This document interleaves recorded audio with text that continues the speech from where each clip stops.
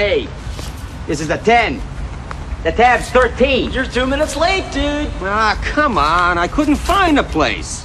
Wise man say forgiveness is divine, but never pay full price for late pizza. I gotta get a new route. This is insane, you guys. Yo, this is sexy, man.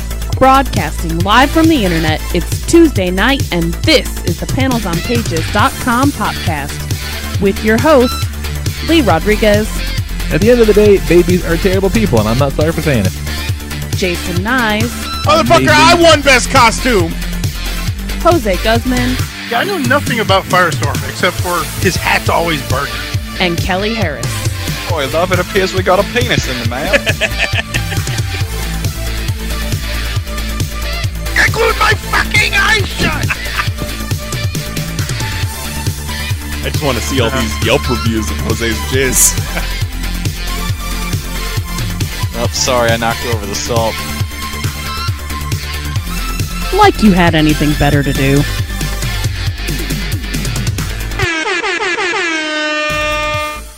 What is happening, everybody? Today is Tuesday, September 24th, 2019, and this is episode number 485 of the Panels on Pages podcast. I'm your host, the Lord Reverend Lee Rodriguez. Joining me tonight, we got Mr. Jason Knize. Smells like ham in here.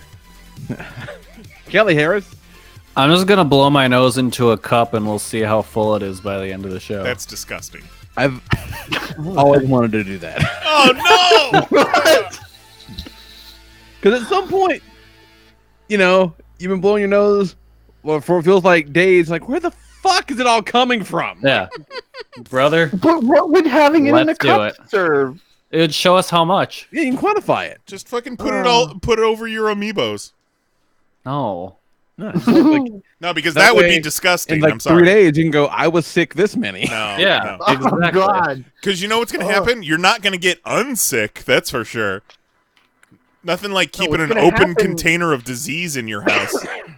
Yeah, you're going to be looking for a drink of water in the middle of the night. You're going to take a slug of that. Oh, God. You shoot a rocket into it, then you put it in the freezer so I can slow it all down. Oh, God. It's fine. No. I feel the same way I felt when Kristen sent me a picture of two slugs having sex. I watched that whole thing on Instagram. That was wild. Guys, the gram is lit. I told you. You gotta follow Kristen because she shared some slugs just straight banging each other out. She sends me the picture, and she says, you know, the slugs are doing it. That's their junk, the bottom. And I said, yeah, I gotta be honest, I don't know what the bottom is. I have no idea. Look at this picture, which part is the bottom. And there was so much junk, let me tell you. Yeah, that's why I didn't think that could be it. It looked like a flower. Yeah. It was a lot. Like a squash blossom. Yeah. Yeah. Squash Blossom is the name of my Smash Mouth cover band. It stuck with me, and I'm gonna have this image in my head the rest of my life. I know it. Who would have thunk that slugs get down like that? Not me. Obviously. Definitely not me. I'm gonna picture that on my fucking deathbed. So now, you know, we got lots of slugs around here, especially after it rains. They just got crawling over the garage door. Now I look at him and I go, that guy fucks. Yeah, they do. They sure do. Hey, Mahoney's here. What's up, Mahoney? How's it going? I feel like all the special entrances already happened. I mean, we're going to leave you out, though. That's not cool. Slugs fuck. What's up, everybody? Yeah. Yeah. So Slugging and frogging, am I right? So Kelly's got, you know, prime sniffles. I got like I feel like on a scale of 1 to 10. Oh, wait. Throw to me again. I got a better one. Hey, Mahoney's here. Tag yourself on right nipple. There you go. There it is. So yeah, on a scale of 1 to 10, I've been at like a 2.5 or a 3 for like 5 days. Oh. So like every day, I'm like, okay, cool. This has got to be the end of it. I'm gonna wake up tomorrow and I'm gonna be fine. and fine never comes. Like it just. So I think this is just my life now. It's just kind of shitty. Like not awful. I feel fine, but just got a real shitty dry cough and just. No, that was Nathan Explosion from Death Clock. Oh, goddamn summer cold. And it's definitely worse when I laugh. So Tuesdays are really fun for me. But yeah. Well, you shouldn't have made such good friends. I know, right? Sorry. Everybody only tell Lee sad things. Yeah. I was gonna make a shitty joke about not having friends, and never mind. Never mind. You started a podcast with those people you met at the wedding, didn't you? Yeah. How are those? Great. How are those new friends of yours doing? Well, I did find out that I thought that they lived in Nashville, so I was kind of excited. Turns out they live in Asheville, North Carolina. So, Do they really? I got family that lives somewhere around there. So we're not gonna be super close, so it's fine. It's good. That's all right. Honestly, it sounded exhausting, so I got very, very. Were they let's go do things like climb rocks couple? No, not at all. I just I don't really have room in my life for other people anymore. I'm all full. I'm just booked. Mm-hmm. Like just maintaining a single extra relationship. I feel like just that Jenga tower comes falling down.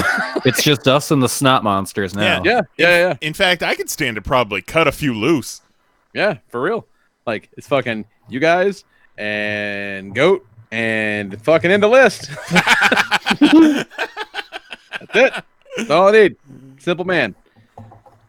So, Goat's coming over this weekend while the ladies are out of town. We're gonna play that fucking Shattered Grid expansion game for that Heroes of the Grid. It's gonna be super broy. It's gonna be great. Take that, Nicole. Buying games no one wants to play with me. Ha ha ha. Fucking show you. But yeah. So what's going on? Let's see. So hey, my kid just turned 12. Oh my god. Which means she's in we're in prime babysitting age now. So we fucking paid her a few bucks an hour and went out and had us a proper goddamn date night without having to coordinate with another person that doesn't live in my house, and it was amazing. God bless. Oh. Have you considered getting other children so you can make more money off of this? No. Turn your child into a business. That's real gross, Kelly. I don't like it. Look, I'm full of ideas. And this is the same episode where he talked about filling a cup with his own mucus. Well, that's just for science. Yeah. So I'm on board with that one. I'm not gonna lie. All right. So we're gonna. It's a new chapter of our lives, man. We're gonna do this shit more often. Gonna, spend some time with just us. It's gonna be great.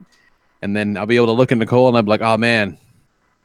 Remember how if I had my way, this would just be our lives? And then she'll go, shut up. And I go, but it's true. This could have been every day but you playing. I love my kids. It's fine. It's great. They're wonderful. one dream for the world. It's fine. It's fine. They're fine. But, man. Whew, it's a glimpse into another world, and that world is a lot more free. That's all I'm saying. Yeah, Nicole had a whole bunch of chocolate martinis. Everywhere we went, they had the ability to give her a chocolate martini. She got a chocolate martini. And then we went and saw Hustlers, and that was a good time. Right? It was fun. But it's over, and I'm like, you mean to tell me none of these bitches serve time? What? Well, God bless them. They went to jail on the weekends. They went to jail on the weekends, remember? Yeah, what the fuck? It's great. Imagine having to go to jail on the weekends. Yeah. Okay, you want to hang out on Saturday? Nah, I got jail. They didn't all do it. The one bitch got probation. Yeah. That's usually for somebody who gets a DUI. No, these guys fucking fleece dudes for thousands and thousands and thousands of dollars. I mean, it's gotta be a hard case. These strippers made me pay more money than I wanted to at the strip club. Okay, fucking prove it. Yeah. How much did you want to pay? Yeah, it's a hell of a story. It's you know, it's all pretty real from what I understand, based on this New Yorker story, I think it was. So it's fucking nuts. But Julia Stiles' giant head shows up on the screen because we were like in the second row, and Nicole just goes, "Holy shit!" I go, "Yeah, it happens to all of us." But man, a lot of tight close-ups in that movie. Like, yeah, there was no reason to have Julia Stiles in that movie at all. Nah, you don't need that frame. Not No. really. And like that role could have been just like a production assistant. Like there was just no need for that to be Julia Stiles. That's weird. Very strange. But let's see what else. I was out and about in the world. Found a bunch of new fancy Power Ranger toys at an actual GameStop. But Oh no! GameStop no. dive-in. Oh no! Don't say that. You'll get banned on Twitter. Twitter jail. But like, Sorry, GameStop diarrhea, madame. Oh my- GameStop, the bitch. That sounds wonderful. Actual out loud. Like I was just reading it in my head, but diarrhea, madame sounds so fancy. It does, all right? But like, it doesn't make any fucking sense because I got that Psycho Blue, which is a GameStop exclusive, and he was $22.99, which is $3 more than those figures cost everywhere else in the world. But what about the $10 shipping? I didn't pay that because I was in a place. So that's good. I was in the store. I'm surprised they didn't just tack it on anyway. Just for fuck of it. Yeah. Yeah, just because. And then I got that Lost Galaxy and Psycho Red 2-pack, which was $40. Which, if you're doing the math, that's like what they cost everywhere else. So, if you're tracking your GameStop math, that should have been like $46. Like, not that I'm bitching, but who taught these fuckers math? They don't do anything right. like they can't even mark up their shit consistently. It's the fucking worst. You're lucky it wasn't $49.99. Yeah, exactly. Yeah, that's the way I figured it was going to go. So stupid. So goddamn dumb. They're fun toys though. And I got this little bag now with all the kind of extra bits and pieces and accessories from these, and it really does make you appreciate just like how bare bones those fucking Bandai figures were. Because yeah, like I don't have a problem. They were fine. They're good. And I like those figures a lot, but yeah, they really didn't give you much. Yeah, but I mean, I got a bag just full of shit, man. Because I think I got a stack of hands in my closet. Yeah, a bunch of hands, some heads, a bunch of weapons. I got a bunch of hands in my closet, unrelated to Power Rangers action figures. Yeah. But yeah, they're real nice, fucking fancy. And then well, hold on. While we're talking about Power Rangers, what is up with that story about that chick that was on Power Rangers? Was she on Power Rangers? I know she was on VR Troopers. Okay. I think she had a small part on the Power Rangers at some point. Oof. And what was it? It was Saban and I think that her main issue was with the Shuki Levy. Shuki Levy, yes. It was kind of rough. Some real foul shit. But also, like, her Twitter is all over the fucking place. It's weird. It's very strange. I looked into some of the stuff, and it's all over the damn place. Doesn't have a real consistent presence. But she's like, nope, not going to the fucking convention, and here's why. And you're like, oh, that's gross. Ew. So, yeah. Last thing, real quick. I was playing Xenoblade Chronicles. That's all the fuck I do. A few weeks back. And I noticed that Rex was just walking to the left a lot when I didn't want him to walk to the left. I'm like, oh, that's not great. Oh, no, you got that Joycon Drift? I got that Joycon Drift. Oh, man. But, I had an extra set. And I got to tell you, I went on the fucking Nintendo website to the repair page. And, like, at the very top, it's like, you got that Joycon Drift? And I'm like, yeah. And it's like, cool. Print this out and mail it to us. And so I printed the thing out. I put it in a box. And it took probably 4 or 5, maybe like 6 weeks. But it came back. I never paid a dime. Just paid to ship it. And they fixed it. And it's great now. So, again, took a little bit. But some A+ customer service from the good folks in Nintendo America. Yeah, they're good about that kind of stuff. So, if you got that Joy-Con Drift, they'll fucking totally fix it for you. So, Yeah, it hasn't happened to me, so I'm very happy, knock on wood. If your Joycon Drift lasts more than 4 to 6 hours, consult a physician. Definitely. Yeah, it definitely lasted more than 4 to 6 hours. So I was like, Nintendo. I was like, Dr. Mario. Dr. Mario, fix it. This has never happened to me before, Dr. Mario. Don't worry, I'll fix your dick. I'm fixing your Joy-Con, if you know what I mean. Hold on, put it on the ground, I'ma stomp on it. Bend over and make a dick off. Just take this mushroom, you feel it better. Here we go. That's kind of fucked up that like Mario was the last like racist caricature that you can actually portray. Right. Yeah. Well, I think it's gone so far over the top that it's not even Italian anymore. It's like it's Mario. Yeah, you know, but you can't do that with anything else. I'm like, yeah, no, like it's so over the top now. He's not even really Japanese anymore. That's just Fukio. You ask Mario what his nationality is. He says linguine. I'm a citizen of the world. Oh, that's awesome. Yeah, that's all I got. What's going on, Kelly? Nothing much. Let's see. Switch stuff. Untitled Goose Game came out, and that shit rules. Dude. Oh, yeah. Pretty fun. Fucking Mary has everyone at her work playing Untitled Goose Game because of you. Haha! That shit has Those spread guys like should wildfire. should pay me for marketing their stuff. Yeah. Yeah. I got it. I told my brother-in-law about it. I think he went home to get it. You're a trendsetter. You're a God damn it, tastemaker. I'm a tastemaker. Yeah. But yeah, no, that game's great. I'm going through it slowly because I know it's kind of a quick. It's not a super long game, so I'm taking my time and enjoying it. I'm through 3 of the to-do lists. Nice. So far, my favorite thing has been stealing a kid's toy airplane, putting it in a shop, and then making him go buy it back. My favorite thing about it was I think it was a Kotaku review excerpt, and like the tagline, the lead line for it was just like, "Yeah, the goose is a real piece of shit."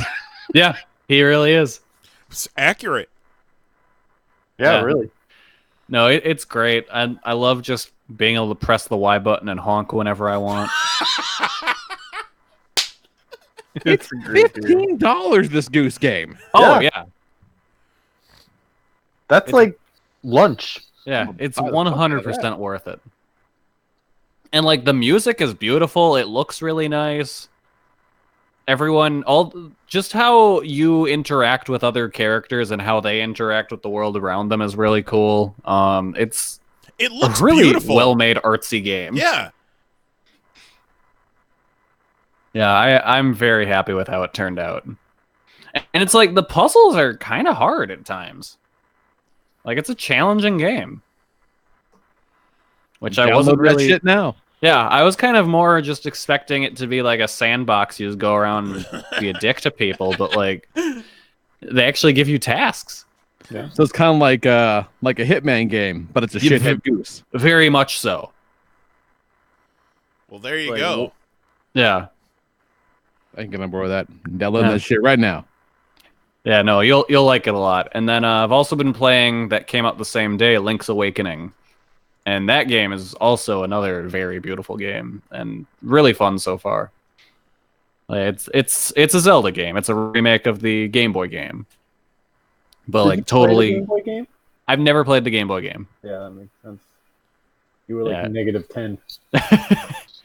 Yeah, it's like a total from the ground up remake. But it's really cool. And the nice thing is like it feels like a Game Boy game, you know, with like the kind of top down and just how the puzzles are solved. It's cool. I like it a lot. It's every now and then there's a puzzle where I'm not sure what they want from me, and then I'll look up online and be like, "Oh, I'm fucking stupid. Why didn't I think of that?"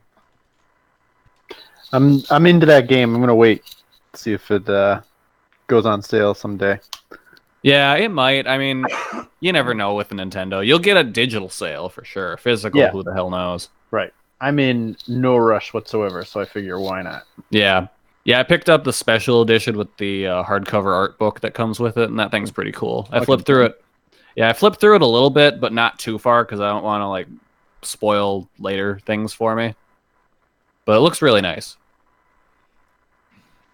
And then that's about it. I can't really think of anything else I've done besides play those video games. Oh, I know what else I did. I bought the equipment I need to start converting my VHS library. Oh, all right. How's that going? Sounds harrowing, but that sounds. Yeah, right? no, it's a lot. Initially I thought it was good. It seemed at first I was like, oh, this is gonna be easy, and then it was like, oh god, this is gonna suck. And now I know kind of what I'm doing, so it's actually not that bad. The roller coaster of emotions. Yeah, the box was a little finicky at first. I've kind of figured out what it does and doesn't like. Sometimes when I've noticed, like, it'll just stop recording, but I think that comes from, like, if the screen doesn't change for a while, it'll be like, oh, nothing's happening, just stop. And so that happened on a tape that I had where it was, like, 3 different pay-per-views, and there was just a screen after one of them where it was, like, the thanks for watching screen. So it saw... Don't think for me, robot. Yeah. So I need to kind of figure out where that kind of stuff happens and check up on it every now and then and make sure it doesn't get too hot because then the files get all fucky. But other than that, it's been going pretty well. Like I've been now I've got myself a free video editor, so now I can cobble together things because a lot of times it'll split files by like a gig at a time. So if something is bigger than that, I need to edit them together, which I am now doing for the Toho film Gunhead, which I had a VHS of and never actually seen it. It better just be a big kaiju monster with a gun for a head. It's this weird, like, future robot movie thing. Is there somebody with a gun head? Not that I'm aware of. Well, come on, Toho. You're usually literal. There's just a big old robot. I think that's the Gunhead. I don't know. No, but yeah, so far you watch Gun Woman. That's a chick with guns in her. So I mean that doesn't lie to you. Yeah. Gun so Woman's far, I've only had 2 disappointments in terms of tapes. The first was a tape that said Japanese animation, and it just turned out to be dumb bullshit from Nickelodeon from when I was a kid. And like it was just like a tape full of Rugrats. I'm like, what the fuck is this? Hey! There's still some value there. No, there is, but it's not. I was hoping for like some kind of weird anime or something. It wasn't that. And then the other was I think it was XWO Wrestling. And like I looked it up. I had no idea what that was, and it was some weird like promotion that only ever had 2 episodes of TV. And like just faded into obscurity. Yeah, there were like 19 of those in 2001. Exactly, and that's exactly that time period. I was like, hell yeah, this is gonna be awesome. And WCW died, and everybody was like, nope. oh fuck. Yeah, and I turned it on, and I was like, oh, we must have taped over it. This is just random episodes of SmackDown. Their champ was Kwee-Wee. Kwee-Wee? What the fuck? That was a deep cut there. Deep cut, man. Kwee-Wee was a WCW wrestler who was based off of the fucking Chris Kattan character from SNL, Mango. No, he wasn't. Yes. That was the basis for the character, was this like weird gay like diva. 100%. At least that's what I remember it being. No, I think you're right. Yeah. I'm about to be on Mahoney's side here. Come on, Overly. Oh, yeah. You don't need to let wrestling hurt you anymore. Well, I mean... Please, I swear the librarians won't be around anymore. Yeah, the librarians are still way better than anything 2000 WCW came up with. Did you guys see the video I retweeted with Mike Tenay lecturing Stacy Keibler? I did, but I could not watch it. Oh, it's nice. If you can bring that up and play the audio, it's rough. Like this could never air today. So like it was Stacy Keibler was having David Flair's kid, but it turned out the kid may have been someone else's. Just And all the good times that we've had, and it was just a mistake. And I love you, and I hope that you want to forgive me. Wait a minute. And work things out. You love him, and you're asking for his forgiveness. This is the same person that you slept around on, obviously. And Stacy, we've seen you on WCW TV, dressed in the shortest miniskirt that I've ever seen. Oh, the way that you no. provocatively climb into the ring and dance. Hell, you even come down to the broadcast position and climb up on the broadcast table while we're trying to announce a match. You know, if it wasn't for the fact that I'm a married man and that I have some morals, I probably would have taken a shot. Oh my God! Is there more better stuff? Oh yeah. Stacy, we need to know who the father is. When was Stacy Keibler in WCW? She started in WCW. Yeah, that's where she came from. She won a Nitro Girl competition. They did like a find the next Nitro Girl, and she won. Her name was Sky. And then she had like a librarian gimmick. Yeah, Miss Hancock. Miss Hancock. Ric Flair. God damn it. I asked Rick, and he didn't deny it. Oh, and she's acting her ass off. Stacy, how many have there been? Can we count them on one hand? How many dicks have you sucked, Stacy? What's the over-under? Jesus. And the couch. It was just one, that's all. The couch they're sitting on. Stacey, I apologize maybe if the question got a little out of hand there. Okay, so what is this context? What the fuck businesses of Mike Tenay in this fictional narrative? Well, he's the journalist asking questions. Yeah. What a fucking nerd that guy was. Still not as bad as Michael Cole. Was only No. one. Oh, I don't know. I fucking hate Mike Tenay. You know, Mike, it's really none of your business. Damn straight, Stacy. Who are you trying to protect here, Stacy? What kind of an individual would impregnate an innocent 20-year-old like yourself that was headed to the wedding altar with David Flair? It's not like that. Who's not like that, Stacy? God, I hate everything that's happening here. You can find it on Kelly's Twitter. Yeah. Jesus. Fucking terrible. Yeah, the end is the best part, though. Okay. Stacy, I see you're starting to show a little bit. I guess you've probably taken yourself out of the WCW swimsuit competition next Monday on Nitro when we crown a new Miss WCW. I guess the upside for you, though, is you're probably going to be the most popular person in your Lamaze class, even if you're there all alone. Mike, it's not my fault. I'm the victim here. You feel like you're the victim? No, there's two victims, David Flair and that unborn child. What you're feeling is guilt. Yeah, and save those Wrestling! Wait, what did he say? She storms off. And save those tears for somebody who gives a damn. Boy, she's going to make a terrific mother. Oh my God. He said that. He turned to the camera and said that. Yeah. Like, that could never air today. It shouldn't have aired then. No. Good God. That's horrible. Yeah. Yeesh. I remember, that's the time when people look back like, man, I wish wrestling was more like then. To be fair, there's a cuck storyline going on Raw right now, so Fair. That's very true. I think they intimated that they're actually going to do a Maury Povich paternity test bit with that whole situation. Nice. Classy. So Kelly got me banned on Twitter for 12 hours. I didn't do it. Didn't you?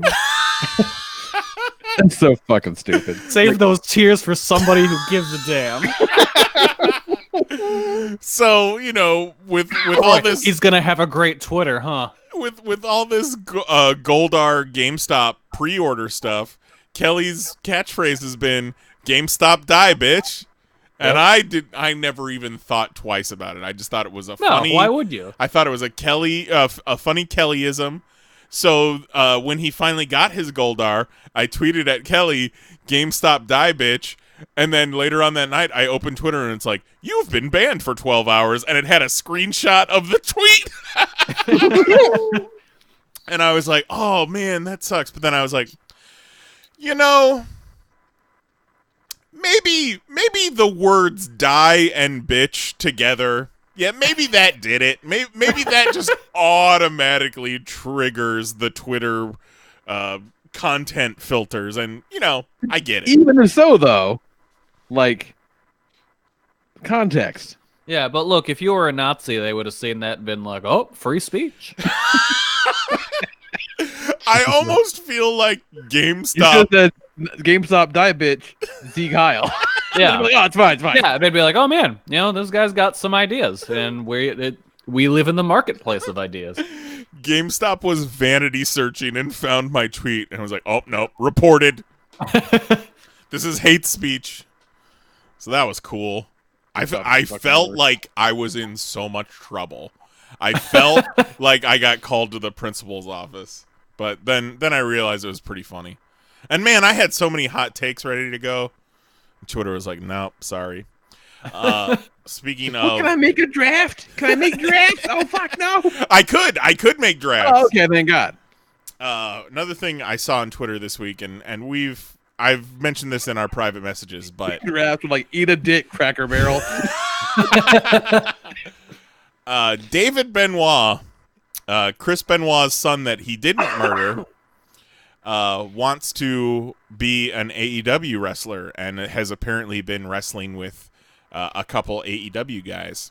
And there's this one picture, any picture of David Benoit really is so unfortunate because he looks like his double murder suiciding father, but like without the roids. Yeah. So he just kind of looks like a meth high school dropout. Oh. Yeah, I know that. Yeah. And it's like I don't begrudge this guy for wanting to follow his dreams if those are truly his dreams, or to try and make a living, but do we as a society need a Benoit back in our lives? I don't. You're right, Mahoney. You're right. I don't think any of us do. Mahoney, you should want him. No, if I'm going to have a Benoit back in my life, I want it to be one of the dead ones. I want it to be a zombie. Oh, all right. Well, I was going to say you might like him because he might kill more wrestlers. Oh. God damn. Mahoney, are you going to that New Japan show on Friday? No, I sure am not. It's got a decent about it. It's got a decent card. I thought about going, and I was going to send you all pictures of me there reading a magazine. You'd get to see a title match. I don't want to see a title match. I wouldn't. How long into the thing does a title match happen? I'm Usually not going to. That's going to be the semi-main event. Yeah, usually about 5-6 hours. You just got to hang in there. Oh yeah, yeah. I'll definitely be there for the whole 5 to 6 hours. Yeah, it's got a good card. I think you'd enjoy yourself. But really, even if David Benoit is some wonderkind greatest wrestler of all time, it's still gonna be a tough sell. It's still a real tough sell. This is what you do. If you're AEW or if you're WWE, you hire them in a mask. Well, yeah. I mean, because Chris Benoit was under a mask in the early part of his career. He was the Pegasus Kid. Yep. But like, you're probably better off not putting him on TV, giving him a job backstage, giving him a nice paycheck, just to like. There's plenty of people that are on the WWE payroll that we never see on TV. So just give him one of those jobs. He could be one of the in the parade of geeks for the 24/7 title, if anything. Just have him run out there once a week, and there you go. Nah, I don't even really want him on TV in that capacity. It's kind of like being like, well, here's Charles Manson Jr. He wants to be a news anchor. Let's give him a shot. And he looks just like Charlie Manson. Actually, Charles Manson Jr. killed himself on a bridge. Real? Are you for real? Yeah. Oh shit. See, that's part of the thing though, is we don't want to ostracize this kid because he didn't do fucking nothing. Yeah. At the point, the weight of being Charles Manson Jr. caught up with him, and he was like, "Nope, can't handle it." But his face is real unfortunate, as is his name and his father's actions. So, yeah. It's, how about this? I know a little thing or two about dads and the legacy thereof. Mary's dad and stepmom were in town. They got into town this weekend, and we spent the weekend at Universal Studios and Islands of Adventure, and in the course of hanging out with them, found out that my father-in-law gets notifications whenever I post on Facebook, which these days is just office memes. So that's kind of cool to find out. So now, like, the most recent one I shared was tag yourself, which nipple are you? So that's real chill.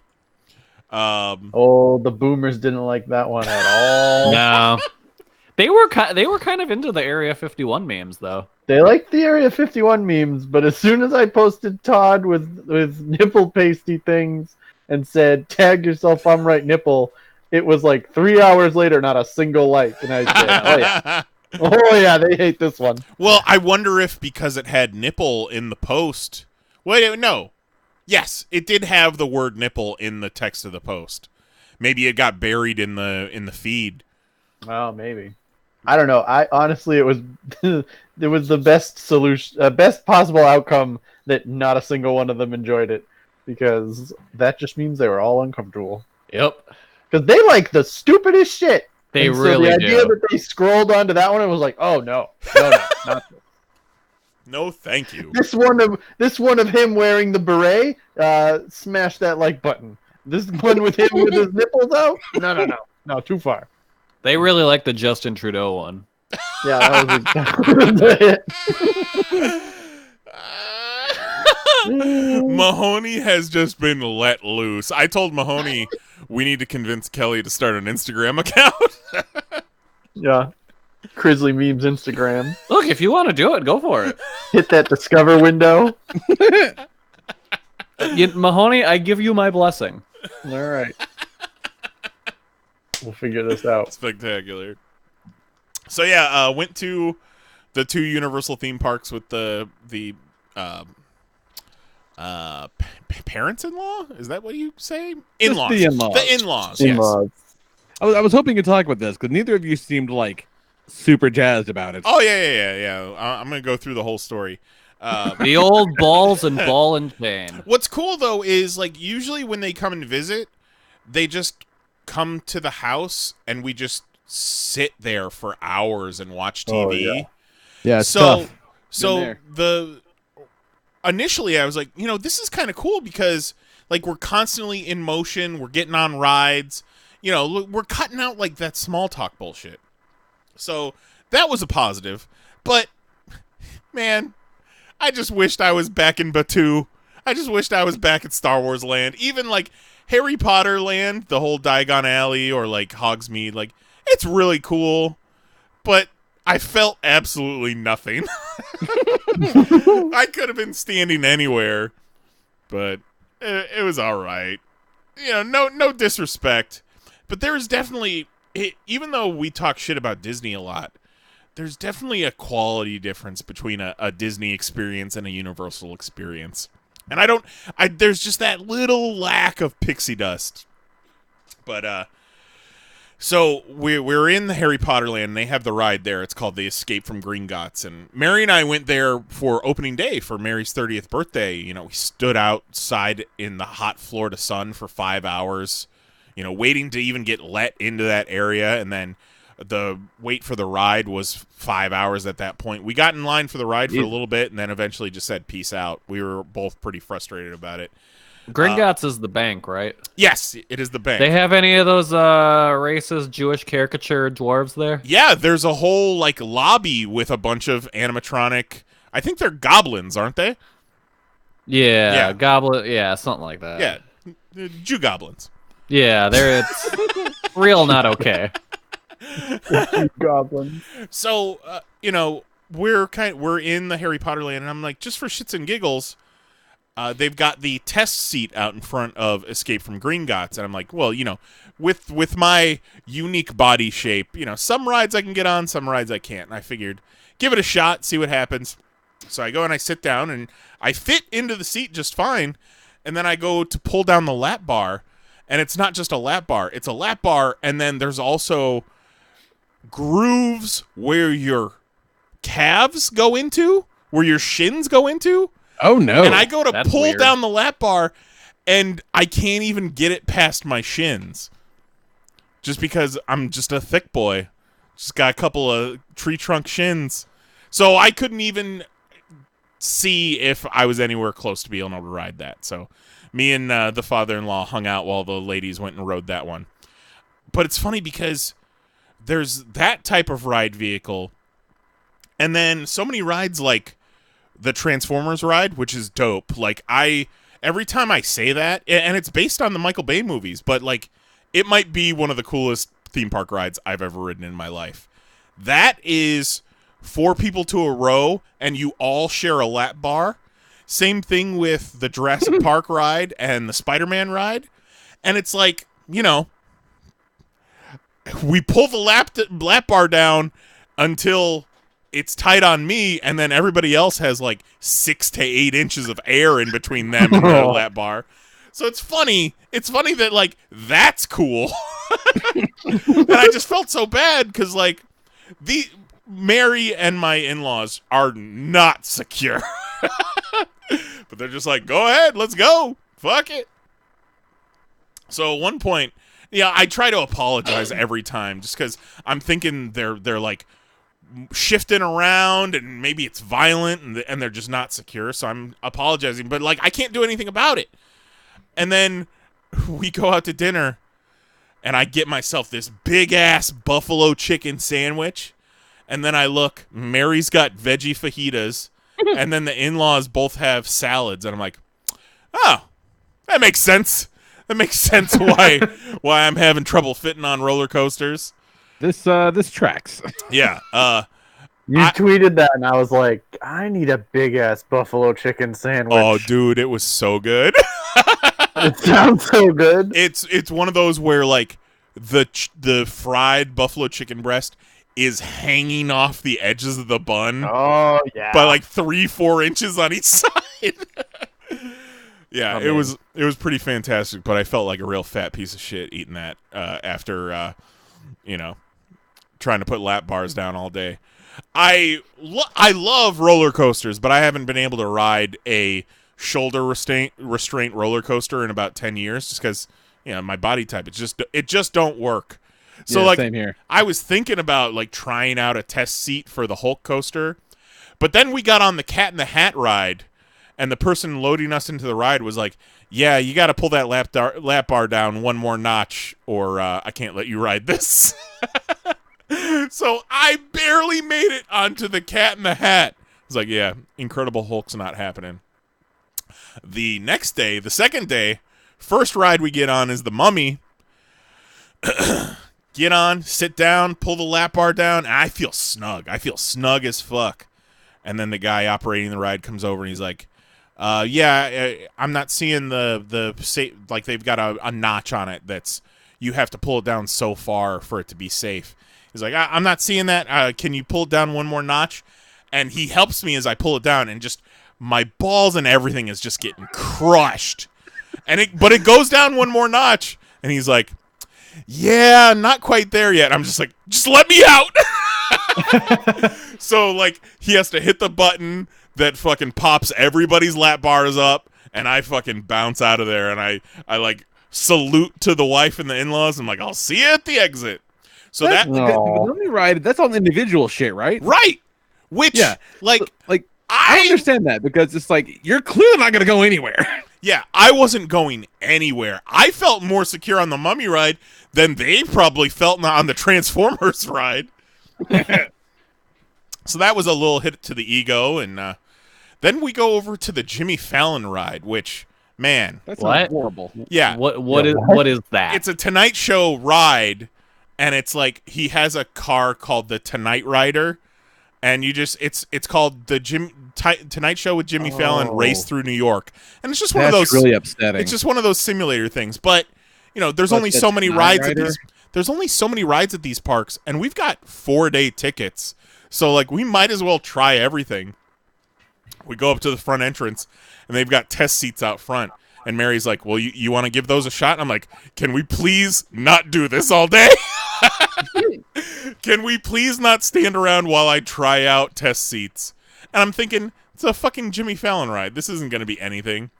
And we get in there, and I sit down, and it's a seat belt, and it's not reaching. And I had to ask for a seatbelt extender on the Jimmy Fallon ride, and I don't know if I've ever been lower in my life. Like, what I really had to consider some of my life decisions. So when we went to lunch in the Simpsons area. They've got like a Moe's and like a little food court area. So yeah, for lunch, instead of getting the pepperoni pizza or the crusty burger or whatever, got myself a nice little thing of hummus and carrot sticks. There you go. There you go. Because somebody was trying to tell me something those 2 days at Universal. Yeah. Universal sucks. It was fine, but like, Yeah, I mean, even Mary didn't seem to be like super into it. Well, bless her heart. She sticks up for me. She doesn't like to see me sad, so I don't know how much of it was her true feelings about her experiences or she was just trying to stick up for me, but I appreciate her. But you better believe we're getting some fucking Disney passes sooner than later. There you go. And I was gonna, because hanging out with the in-laws, I don't curse. Like, I can just shut it off. Like, I'm really good at it. And I was thinking, I'm gonna try and not curse on this week's Popcast, and no, that didn't happen. So, God damn it. Bless you, sir. Yeah. I'm glad you survived your in-laws, though. So. No, they're perfectly nice, fine people. Just good. Little they're great. I get it. And I appreciate them for taking us to Universal and all that. It's good to see. Yeah, my in-laws were here last week for Zoe's party, and my father-in-law was talking about he's fell down a rabbit hole of mechanical watch YouTube videos, like videos about watches and like really fine watches that cost like tens of thousands of dollars and shit like that. Like, not that he's gonna buy one. He's just fascinated by the craft of it, which I can respect because making watches is fucking nuts. That's some serious shit. And so he's telling me all about this, and I'm like, all right, okay, cool, watches, and that's great. It's like, yeah. So now the running joke around the house is that of these watch videos, that's my porn. That's my watch porn. And I'm like, that's okay. My porn's just regular old porn. I'm a grown up. Because I'm a grown up. That was one of my favorite things that happened this past week. Was Nicole posted a great story about this online tutors that you can talk to, and Zoe's been having trouble with school, and you can hop on what is it, like Skype or something, and it's pretty fucking dope actually, and talk to a teacher and have them walk you through your homework and all that, and it's super cool. And Nicole posted a video, and Zoe's sitting at Lee's desk doing this. Where is she sitting at? Lee's desk. That's right. She's at Lee's desk. Yeah, she's at Lee's desk. And we've established that Lee's a grown-up. That's right. But what tickled me is it wasn't like it was in the background or on the shelf or something. There was a Ghostbusters porno DVD sitting like right there. Postcard, not a DVD. It was what? It's It's a postcard. Oh, it was a postcard. I thought it was a DVD or a Blu-ray. My bad. Who has porn I postcards? Let's see when that thing came out. DVD. I'm not a goddamn animal. I think you need a stamp, and you need to mail that to Knize. Why was the postcard just sitting there? It's been there for years. That's where it lives. Fantastic.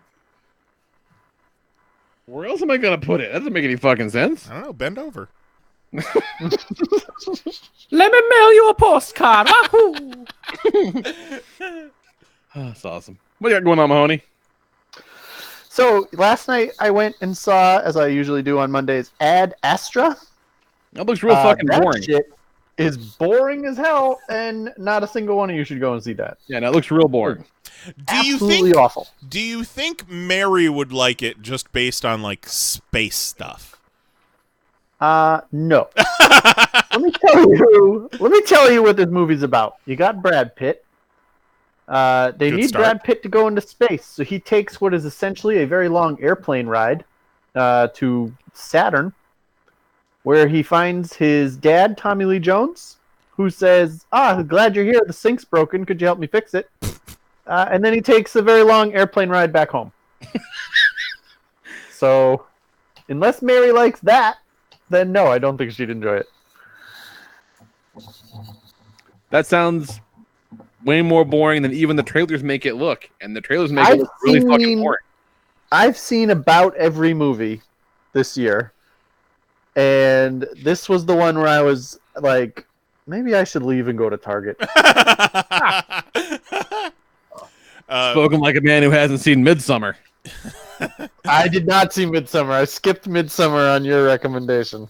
I was bitching about Midsummer, and then they released a 3.5-hour Midsummer extended cut. Yeah, like, they what did. the fuck is that for?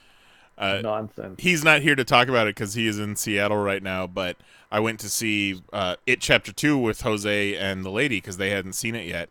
And we're walking up to the theater, and there's this huge mass of senior citizens coming out of the theater as we're walking up. And we're all like, what the fuck is going on? What movie is it that all these senior citizens are seeing? And we walk up to the box office and we're looking at all the movies playing. And we go, oh, there it is. Downton Abbey. There you go. Some of that downtown Arby's. I mean, pretty much every showing of Hustlers has been almost sold out, so they were probably all there. Dude, we had to get in the like second row because we waited till like 45 minutes ahead of time to buy tickets. It's crazy. Yeah, it's nuts. The only reason my thing was empty is I went to the Dolby one. People don't pay for Dolby. No, not on a Monday night at 10 o'clock. Not on a Monday night, that's for sure. So, Lee, I have some very exciting news for you. Let's see. Where are you here? Where are you? Lee's you know what? I don't have any exciting news for you. You lost. I thought you won. You lost. You lost a better. Yeah, you got the exciting news about Nelson Aguilar, though. I do. Did you see that? Tito tweeted it at you and tagged you on Discord. Did you see the news about Nelson Aguilar? I did see some of that. And what, he was throwing babies? No, there was apparently a fire in Philadelphia, and the people at the fire were throwing children out of the building, and this guy on the street was catching them to save them from the That's fire. a baller move, man. Right? Yeah, that's pretty cool. Amazing. And so the news is interviewing him, and they're like, tell us about what's going on. And he's like, yeah, the building was on fire, and there was kids inside, so they were throwing them, and I was catching them. Not like Nelson Aguilar. Like, guys being live interviewed about how he's a hero for catching children from a burning building and takes the time to just knock Nelson Aguilar, because even that guy knows he sucks, Lee. You know, screaming at his kids was in there and things like that. So I ran to the back door, see if it was open, and it was. I ran upstairs, and then I was greeted with smoke. I ran back downstairs. By that time, the ladder truck was pulling up, and ironically, one of my old co-workers took the ladder off the truck, raised it up, and was assisting people down. My man just started throwing babies out the window. Wow. We was catching them, unlike Aguilar. Got him. Just taking a minute to throw some shade. Right? And then Nelson Aguilar was like, dude, you're great. Message me. I'll get you tickets. That I think that might be the best part. That his reaction was kind of like, yeah, no, that's fair. Why don't you come see a game? Come hang out. Pretty good. So yeah, you lost, Lee. You're now second in your division, Japan shit. Sounds good. Yeah, not too shabby. Not too shabby. I spent the entire week convinced I was going to lose to Juan. In fact, and then on Sunday, as I was obsessing over my lineup still, sent a message to Tito to say, I'm projected, and I know the projections are bogus, but I was projected at that point to score the most points in the entire league, and I was still, for days on end, stressed about my lineup, and I said, is there no happiness in this game? Like, when do you have satisfaction? Like, I'm projected to do great, and I'm like, no, fuck it, no, Juan's gonna beat me, no, I can't rest, I gotta find the next player. The only happiness is when you and your opponent have 0 minutes left, and you've won. And sometimes you can't even count on that, right, Kelly? What? Sometimes you can't even count on that. No. Sometimes you wake up the next morning and you lost. Sure do. Kelly has the worst fantasy luck of all. Yeah. So yeah, I pulled out the win against Juan, moving me to 1-2. First win of the season, finally. Thank God. First win of the season. I couldn't imagine. I also lost my #1 overall first pick in the draft, so that sucks. And my projected ranking has fallen from first place to 9th place. Ooh. So that's wonderful. But that's all right. I like to be the underdog. That's right. Coming from behind. That's right. Coming into you from behind, Jose. Just you wait. Risky pick. So, poor Knize. Yeah. Put up a valiant fight, but he bumped up against Tad, who scored the most points of anybody in the whole league. 154. Which is bonkers. That's insane. Yeah. Fucking nuts. Tito, unstoppable Mecha Godzilla Tito, only put up 132. What a bitch. See, Tito wised up and realized that the Cowboys were playing the Dolphins and that the Dolphins suck, and he just loaded up on Dolphins players. And it paid off for him. So, good move. He loaded Tito. up on Cowboys. You know who Tito beat? Tito beat a team of what some might say are the safest, least risky picks in the whole league, and took Jose down. So Jose is 2-1, second place in his division. Who else we got here? Kelly won. I won. Kelly beat Matt. Took out Kelly Jam. put up 132 points. Sure did. Shit. I have to play Kelly this week. Check it out. I got a good team all of a sudden. I don't like that. I wouldn't either. You know what you should do? You should bench those guys. I'm sure at least one of them was rude to a woman, and you shouldn't stand for that. Already took care of it. Oh, and fucking the Antonio Brown saga continues. Yeah, Ted beat my ass, even with the fact that Antonio Brown got dropped by the Patriots. Yeah. Like, that didn't affect him at all.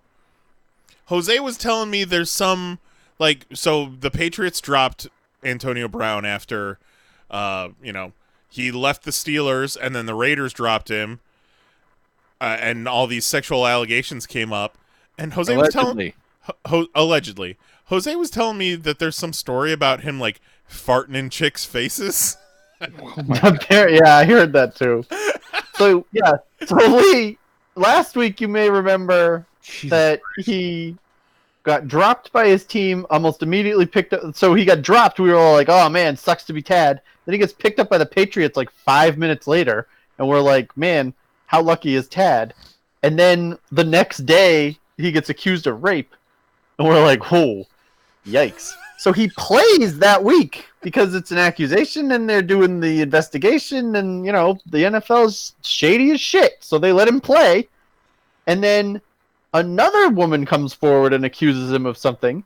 And he sends her threatening text messages. And then now he's been released and he's unemployed. Jesus Christ. And they're not paying him any of his money. And he's going nuts on Twitter saying he's never going to play football again. And it's ridiculous that they won't pay him his guaranteed money. The man needs help. So he's in a real good spot in life, I'd say. He is mentally he lost ill. $30 million. Jesus.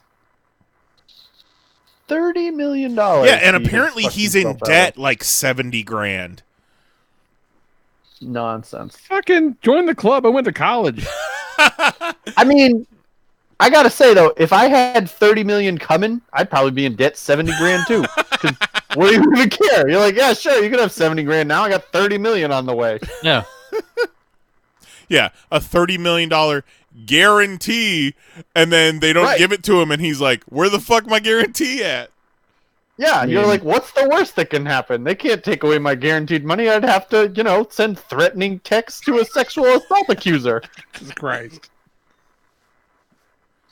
So, he is gone. Tad's still holding him, though. Holding out hope, I guess, that he'll come back, but I don't like his chances. But hey, I always like when somebody carries a useless player on their bench instead of one of the people out there in the waiver wire. So, well, I mean, keep him around, Tad. Well, yeah, if I was Tad, I wouldn't drop him anytime soon because this story is just a roller coaster. Because he could be commissioner of the NFL tomorrow.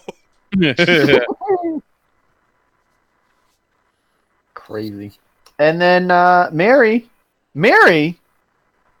Knize, who doesn't talk fantasy, doesn't do too much, just keeps her head down, sets her lineup, does her research, 3-0, and destroyed Mel 136 to 102.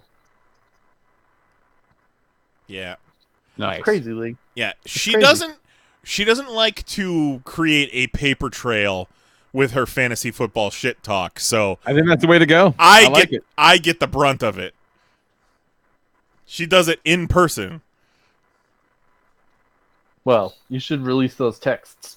And even then it's not that bad. She just tries to keep her head down. I've taken to shit talking you all in the Discord on behalf of everyone else. So it's working out pretty well for me. So yeah, I got to play Kelly this week. I'm a little terrified about it. He's got a solid team. You got this. I don't have my number one overall pick, so that's, Who is that? a struggle. Saquon Barkley. What happened to him? He's out for 8 weeks. He sprained an ankle. Oh. Oh, that sucks. So he's basically out until like the end of the year. So that's great. Vetter gets Matt. Whoa, Tito gets Juan. No. I get Juan. No, you get Juan. I always get the Gotham Rogues and the Brooklyn Dark Knights confused. It's true. Me too. No, I do the same thing. I understand. So yeah, Knize gets Juan. Close game projected there. Tito gets Mary. I wouldn't want to play against Mary. Tad gets Mel. And Lee, you have drawn Jose. Nice. Safe picks. Jose, who's projected total right now. Remember, none of his picks are risky. Let's run down the projected totals. 100 points, 95 points, 103 points, 104 points, 106 points, 101 points, 102 points, 104 points, 106 points. Then you got 87.5 points, 74, and 89.7. That's not a lot of points there. That's not a lot of points. You want to take a guess at who that 74 is? Tito. No, sure isn't. I'll give you a hint. That's a very not risky 74 points right there. Oh, Those are some real safe 74 points. Yeah, but he probably also hasn't set his lineup yet. Well, we'll see. So yeah, Let's take a Mahoney, look. you dropped from the final projected standings. You dropped from 1 to 9, and Mary skyrockets from 4 to 1. Yeah, I mean, I don't think that's unfair. Her team looks great. I can tell you right now, I'm not finishing 9th. I'm coming. I'd say the flukiest. Oh, Tito, Jose is loaded up on the 49ers, and the 49ers are off this week, so that's his problem. Oh, there it is. So, Lee, here's what you got to do. Now, Lee, I don't know if you know this, but like your entire bench is injured and useless to you. Well, So, good. Then I just need to keep these guys that's where not they good are. at all. That's not good at all. So here's the deal. Jose needs a defense. Jose needs a tight end. And Jose needs a running back. So if I were you and I had a bench full of useless people, I would go out there and take a defense, a tight end, and a running back. So that I took it away from my opponent for the week. Not a bad idea. The man has no defense. He's got to pick a defense. Lee, go tell Goat to stop hugging his girlfriend and get on it. It'll look real good hugging though. It's gonna be fine. That one popped nice real good. Stop hugging your girlfriend. That's fiance to you, buddy. Oh, Right. that's right. Sorry. That's right.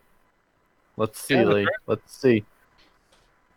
You Let's gotta check win this this. waiver order. Oh, guess who has the waiver pick number 9, Lee? Who's that? The one Jose Guzman. Guess who has waiver pick number 8, Lee? Is it one Lee Rodriguez? That sure is one Lee Rodriguez. All right. We're gonna wave the fuck out of him. You got like 3 hours to figure this Lee. shit out. Give Goat's password to Mahoney. He'll take care of it. Oh my god. All I need is more than one team. Think of the trades. That's not collusion at all. It's not collusion if you run both teams. Yeah. Colluding with Who yourself. am I colluding with? Myself? I'm in. I don't know the fucking password. Well, Lee, get the password, tell Goat you need to edit something, and then give it to Mahoney. I don't know if Goat even knows this bit is happening. He definitely does not. He definitely has no idea. I told him that you two are gonna co-run your team.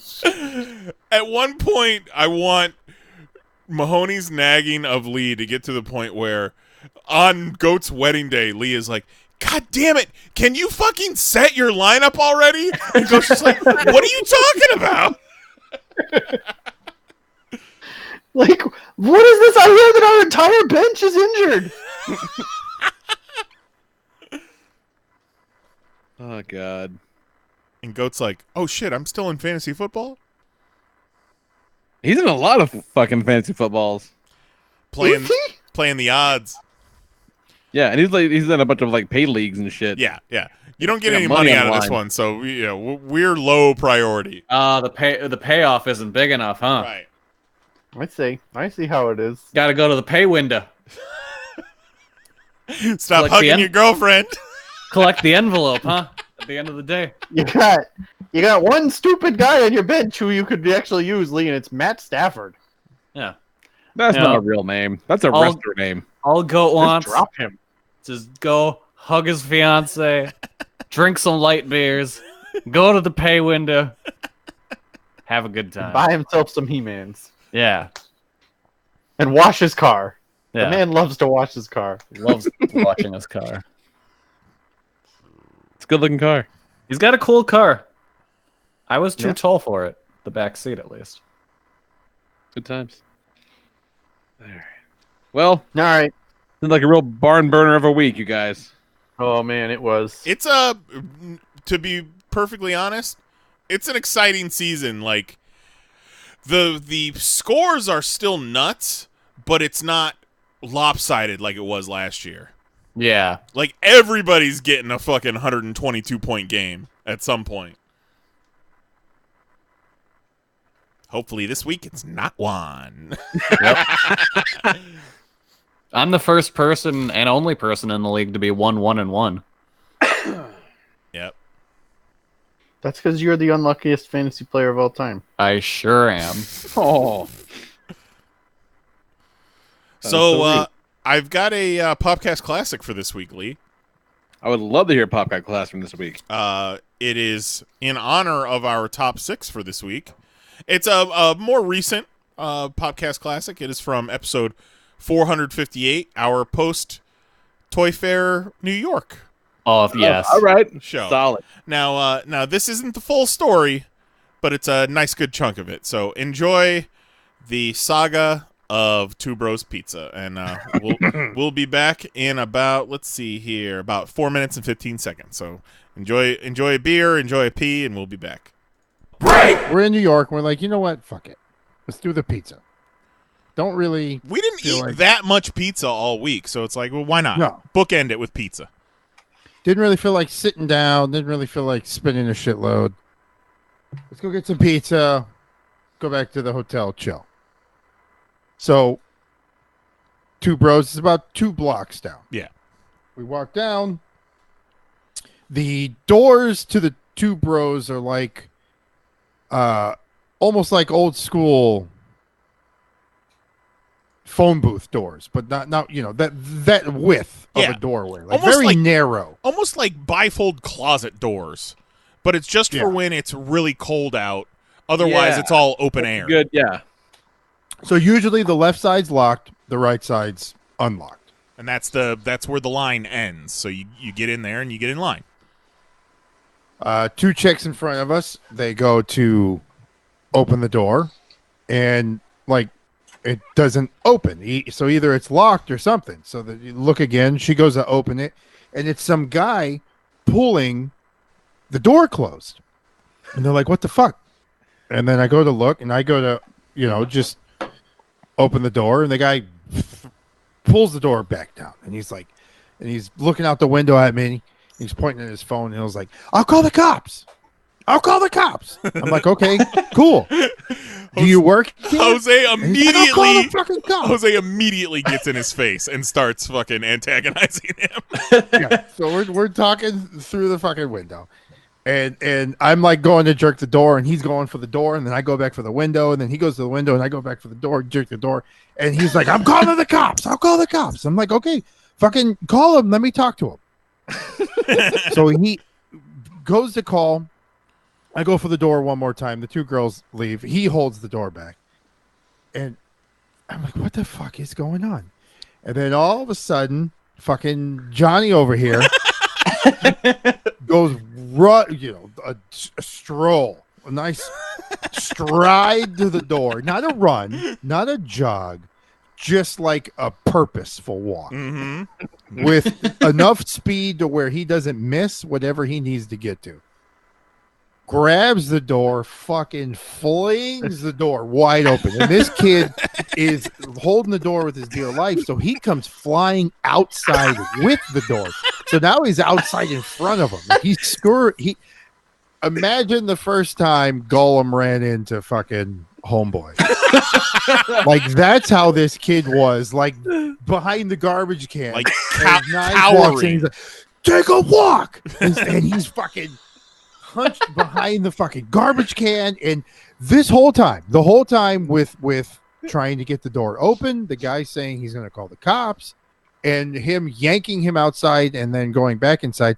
These guys are still making pizza, setting the fucking cheese for the next ones that got to go in the oven. They're taking orders. They're like, my name's Paul. This is between y'all. But I tell this dude to take a walk, and this entire pizza place goes silent a little bit, and I tell him to take a walk again. Just watching. Yeah. So this fucking Golem's down there, like you're the asshole for some reason. Oh, master, don't crush me, please.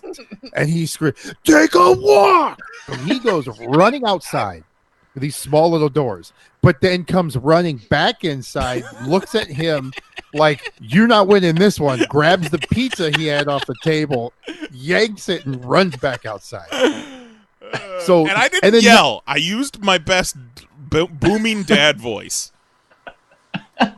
And I coined "take a walk." Every I'm time Jose surprised would tell everyone didn't start cleaning their rooms. every time Jose told the story and he got my line wrong, I was like, "No, it was take a walk."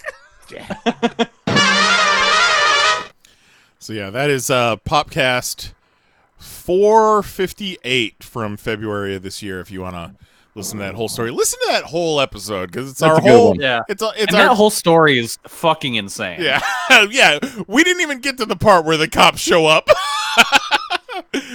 because then it stopped being about pizza. Yeah. Oh man, don't stand between a fat man and his pizza. That's for sure. That's for damn sure. Take a walk. Around. So, we ready to do a top 6? Oh, I'm ready to do a top 6. 1, 2, 3, 4, 5, 6. And that's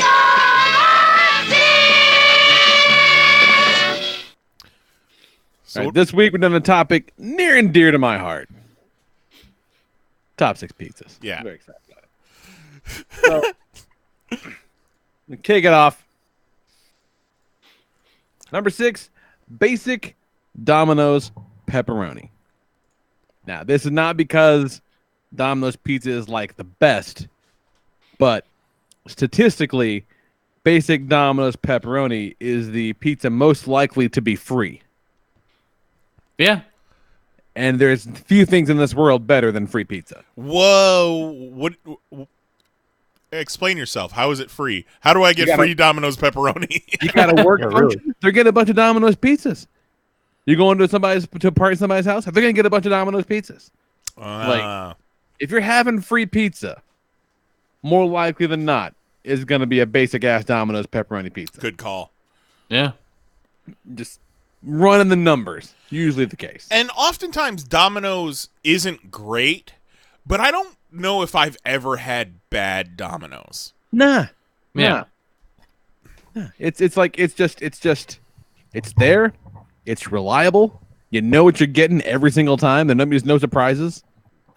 Remember your 30th birthday when was it Nicole or your mom that ordered like 100 Domino's pizzas? Every single Domino's pizza. Yeah.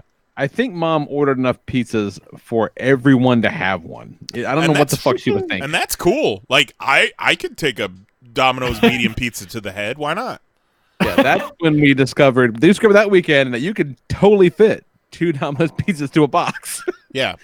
And you can maybe eat too much pizza in a weekend. Yeah. It was rough. You get to the point where you're like, man, I just need some vegetables. Yeah. Solid great. choice though. Next up, it's my specialty Papa John's recipe. We're gonna go extra sauce. We're gonna go pepperoni, spicy Italian sausage, and jalapenos. Oof. Again, not because Papa John's is exceptionally delicious, but it is the only pizza I can just fucking order with an app and have them bring it to my house.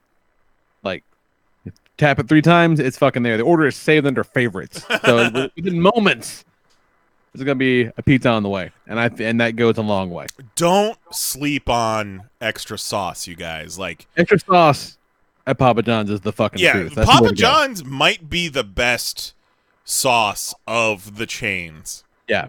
Yeah, they have good sauce. And extra sauce, especially, I know not everybody is into cold pizza, but extra sauce, cold and left over, like man. 4 hours later? Yeah. Oh, yeah. Yeah, that's where the fuck it's at. You're going to want the extra sauce for that.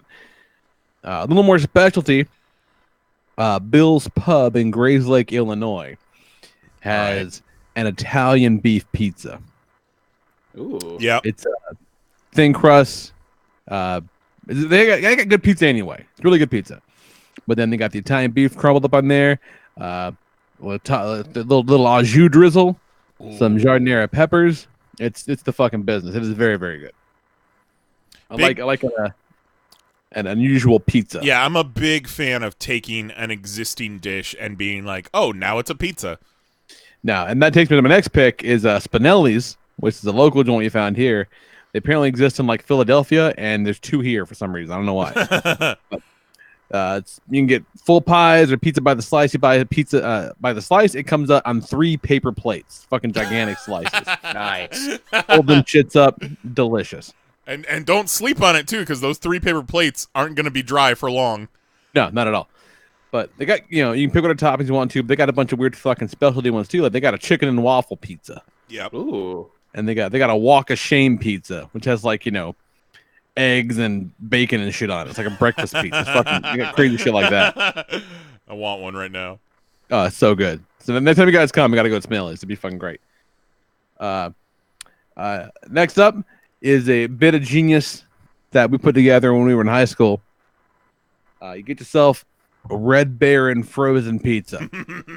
Very bottom of the barrel. Fucking barely food is a Red Baron frozen pizza. Then you're gonna want to get yourself a big box of pizza bagel bites. You're then gonna top that pizza with the pizza bagel bites. Hell yeah.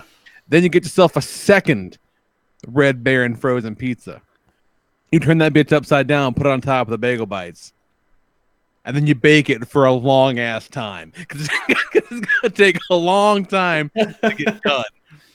But when it's done, it's kind of magical, you guys.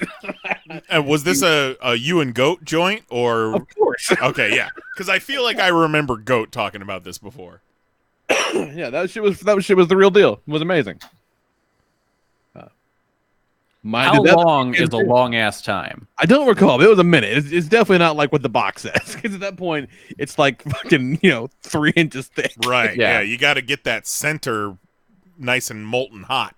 Yeah, so you gotta just check it. You gotta go back and check it out. Maybe toss a meat thermometer in there just to be safe. Who's to say?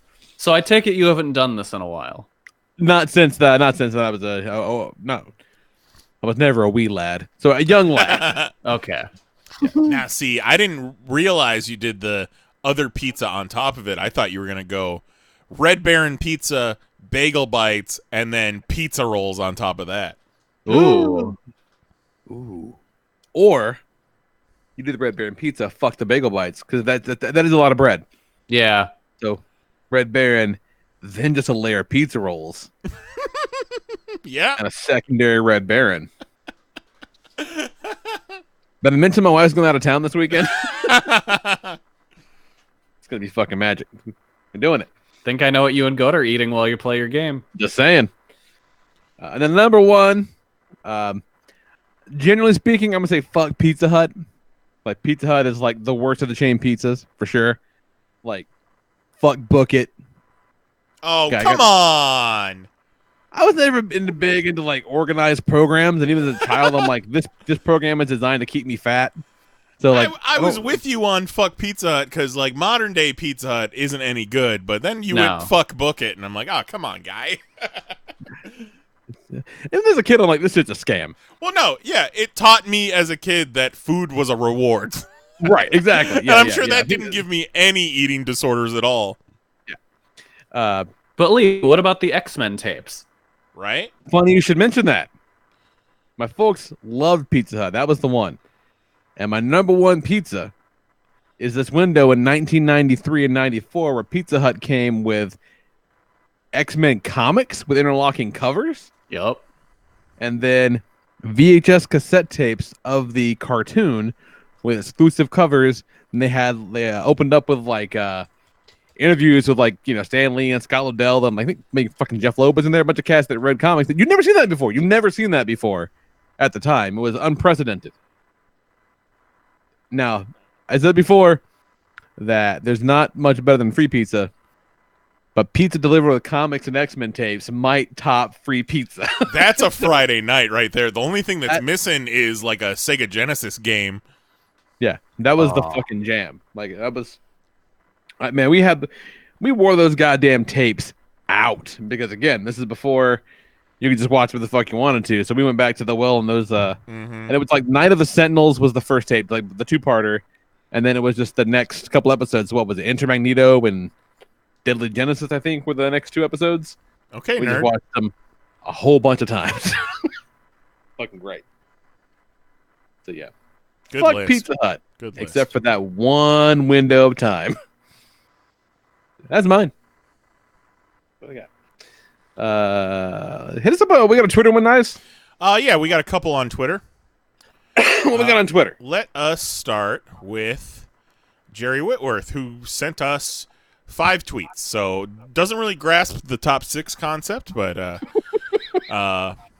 unsurprisingly, Jerry Whitworth has a lot of good memories about pizza. He starts out, at my middle school, they'd give us all-you-can-eat Domino's pizza every Friday. What? That sounds awesome. Here, hang on. Checks out. Okay. And you could buy Pizza Hut for $1 a slice. 1 year for my birthday, my parents took me to Rizzo's, which was the best pizza place in Philly at the time. The line for Rizzo's went around the block with a 2-hour wait. They're closed now. No. That's a great memory. My parents and I go to Gyro's Pizza every year for my birthday, and when my dad died, my godfather started taking me. This is some real stream of consciousness stuff right here. In elementary school, I was part of Pizza Hut's Book It program. Fuck Book It. The way Book It worked is you got a button. The way Book It worked is you got a button and a sticker for every book you read. When you read Tell me about it. Tell me about Book It. When you read a certain amount, you would get a free personal pan pizza from Pizza Hut. The last happy memory with my freshman high school friends was a pizza party at my house. I got pre-baked pizza shells from Termini Bros, Philly's best bakery, and we each made our own. I also made homemade twice-fried French fries. Finally, when we used to go to the shore during the summer, we stayed at the hotel above Sam's Pizza Palace in Wildwood, New Jersey. There was a line on the phone going directly to the pizzeria, and you could just take an elevator ride down and pick up your pie. Last time we were down there, we stayed a week, and I must have had 3 or 4 Sam's pies during that time. Jesus Christ. That's not... Having a nice pizza place in your hotel that you could just call sounds pretty rare. Yeah, like a pizza hotline sounds dope. Yeah. Yeah. Like when we did the Disney cruise, a lot of the restaurants are only open certain windows, but one of the windows that's always open 24 hours a day is fucking Luigi's pizza joint. You can go there. It's not great pizza, but at 3:30 in the morning, it's the best pizza. Fucking magic. That. Well, while we're on Twitter, the only other response we got is from Kristen Allen, so let me hit that up. This is a solid list. When we announced this topic, Kristen was like, "Oh, you motherfuckers are good. I'm ready. I've got this one." So first off, she says toppings. Any combo of black olive, bacon, banana pepper, bell pepper, garlic is a winner. These days we do homemade more than takeout. I make my own dough, seasoned with herbs and garlic. You guys, I'm really good at pizza. She says, I'm really good at pizza. Shout out to the old Wizard World Chicago pizza nights. And she's got a bunch of pictures here on her Twitter. Puppy pizza parties. Dion's in Albuquerque, which had amazing pizza. My 24th birthday, place near Flashback Weekend, was empty. Let us bring in a bottle of booze. Had stuffed bacon pizza, and birthed the fucking classy meme. This is all very visual, but you gotta follow Kristen on Twitter at Kristen Allen Art, and also you should be doing anyway. Yeah, also subscribe to her Patreon already, you cheapskates. Okay, on to her proper list. Number 6, it's a tie between Greg and I's first date. We had overpriced pizza at a karaoke joint. And Valentine's 2018, he brought home one of those heart-shaped pizzas from Pizza Hut. I loved it. January 2018. That's fucking lame. I love it. We had nothing in our apartment because our moving truck was MIA. The second or third night, we picked up a pizza, got settled on the air mattress with Miko, and watched random movies on the laptop. Beautiful. Number 4, New Year's Eve 2013.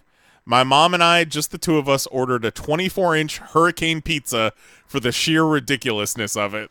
Oh. What is a hurricane pizza, and why don't I have one right now? Is it a pizza for when a hurricane's coming? Is it shaped like a hurricane?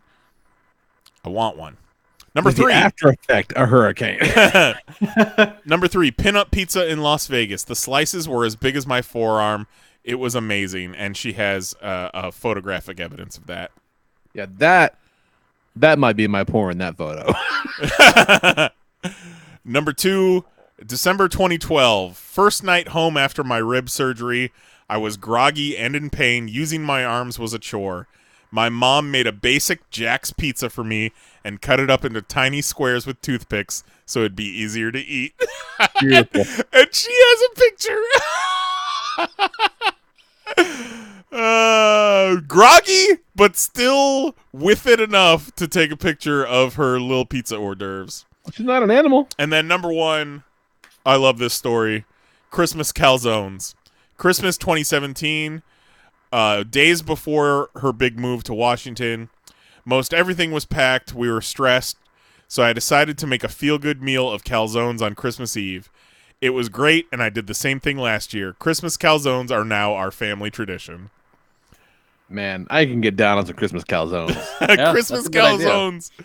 Like, it sounds like a Rankin Bass special. That sounds fucking great. Love it. I'm on board with the Christmas calzones. Fucking great. Kristen always delivers with her top 6s. And who else delivers with their top 6s? Fucking Vetter. Delivered it right to the email. Sent to popcast@PanelsOnPages.com with the subject line, "Wise man say never pay full price for late pizza." In no particular order, number 6. Classic Chicago deep dish from Lou Malnati's, a staple on every Windy City visit. Let me just say, I decided here personally, fuck Lou Malnati's and Chicago deep dish. You know, I hate it so much. I don't ever really remember getting Chicago deep dish as a kid when I lived in Illinois. So, like, it was a novelty whenever we would come up there for Wizard World or C2E2. And, like, I enjoy it, but, like, not It ain't top pizza. 6. It's not a pizza. That's the shit they sell to tourists. Shit ain't real. Right? One of my favorite deep dish pizza memories is when we all got together at your hotel when you guys were down here, and fucking Nicole ordered Giordano's and it was like $90, and Jose was beside himself. It was so fucking much. She paid so much for pizza that night. Didn't make any sense. Ugh. Number 5. Cheeseburger pizza from South Park Tavern in Dayton. A mayo-based sauce. Ground beef, pickles, cheddar, mozzarella, provolone tomato, and bacon with an onion optional. That sounds fucking horrible. Number 4. Big Hot Pig from Generations in Wilmington. Bacon, ham, sausage, jalapeno, banana peppers. Again, onions are optional. That sounds great. Number 3, white pizza from Mediterranean, also in Wilmington. It has a white garlic Alfredo sauce, artichoke, Kalamata olives, feta, mozzarella, ricotta, and spinach. So that just leaves your breath smelling awesome. Mary is not the biggest marinara fan, so she loves herself a white pizza. That's a lot of aggressive sense on that one. Number 2, a French bread pizza. I don't care where it is as long as it's crispy. And then number 1, Casano's Pizza in the Dayton, Cincy area. It says, I'm biased since I used to work here, but I do generally miss the pizza. A salted, thin, crispy crust that makes all the difference. Pepperoni, green olives, and banana peppers, topped with some oregano, was always my go-to. Za. That's apostrophe Z-A for you those of you keeping score at home. You know what? I'm hearing a lot of talk about banana peppers tonight. I got to fuck with some banana peppers on a pizza. That sounds great. So thank you, everybody, for opening my eyes to this delicious window. So yeah, appreciate it, Better. Solid list. Ranking note. Buy banana peppers. Fuck yeah. Yeah, so your shopping list currently says 2 Red Baron pizzas, pizza rolls, banana peppers. Fucking A. And toilet paper. Yeah. Kelly. Yes. Why don't you read us Jose's list up in the Facebook? Let me get it. Hold on. Because this was, I believe, Jose's idea. So he fucking hit us up with his dissertation on his... Yeah. All right, Jose. First off, no shout-outs, which kind of surprised me. Well, he had to type this all out, so he was keeping it brief. True. Number 6, OG pepperoni. Classic. You need to be a real fuck-up to get this one wrong.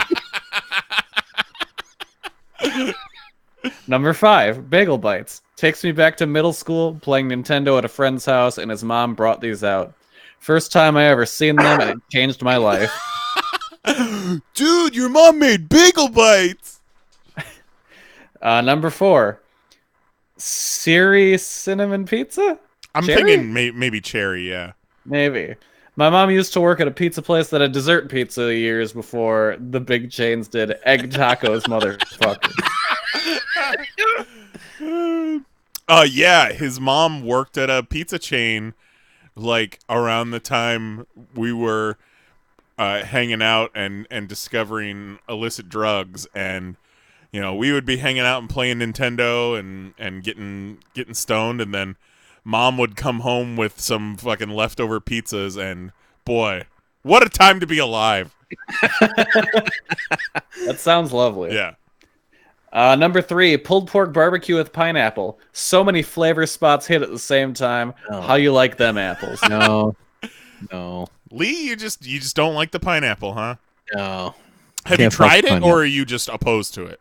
I'm not a big fan of pineapple on anything. Oh, okay. I'm not a pineapple fan, but my Uncle Jim, dude, loves a fucking Hawaiian pizza. So it's barbecue sauce.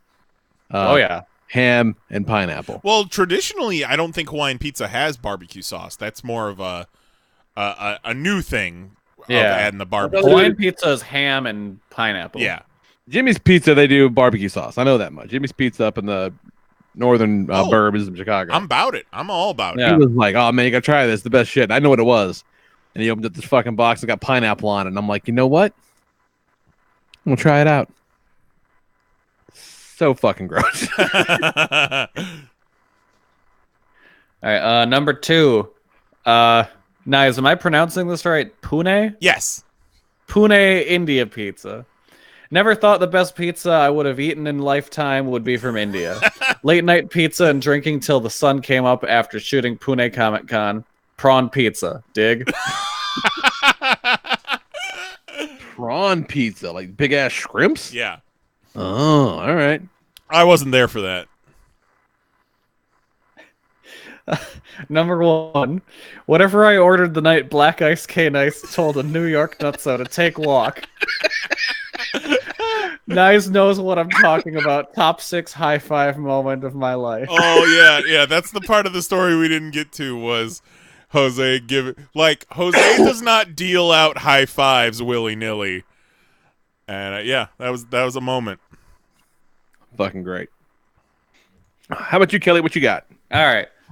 Number 6, Lunchables. They're real shitty, but you know what? As a kid, I enjoyed them. Yes, agree. As an adult, I still enjoy them. I can't say I haven't had one in years. Oh, they're still exactly the same. You know, it's Good. fucking, it's like cardboard. Fucking basically a communion wafer with cheese. Yeah, rubber shredded cheese, crappy pepperoni, cold ketchupy tomato sauce. You know, Jax likes them, but he doesn't fuck with cold food. So I gotta heat him up. And boy, you got a real small window to get that right. Yeah. They start on fire? No, it gets real bad real quick. Yeah, I can imagine. Number 5, Domino's since their reboot. Yeah, they're a lot better. Good, man. Yeah, they're a lot better. Reboot pizza, you're right. They did. What reboot are you talking about? When they were like, "Hey guys, we know we suck, but now we're good." Right. And you cannot fuck with the $5.99 for any medium pizza deal. Oh, it's the best. We do that at work for lunch a lot. Yeah. Yeah. And you know what? You end up with free pizza. Yeah, and it's the best. Like, if you're gonna do that, because they do the $5.99 where you can get a medium pizza, 2 toppings, you can get a sandwich, you can get wings, you can get something else, but like, it's not a deal if you're getting anything else but the pizza. Those subs are not worth $6.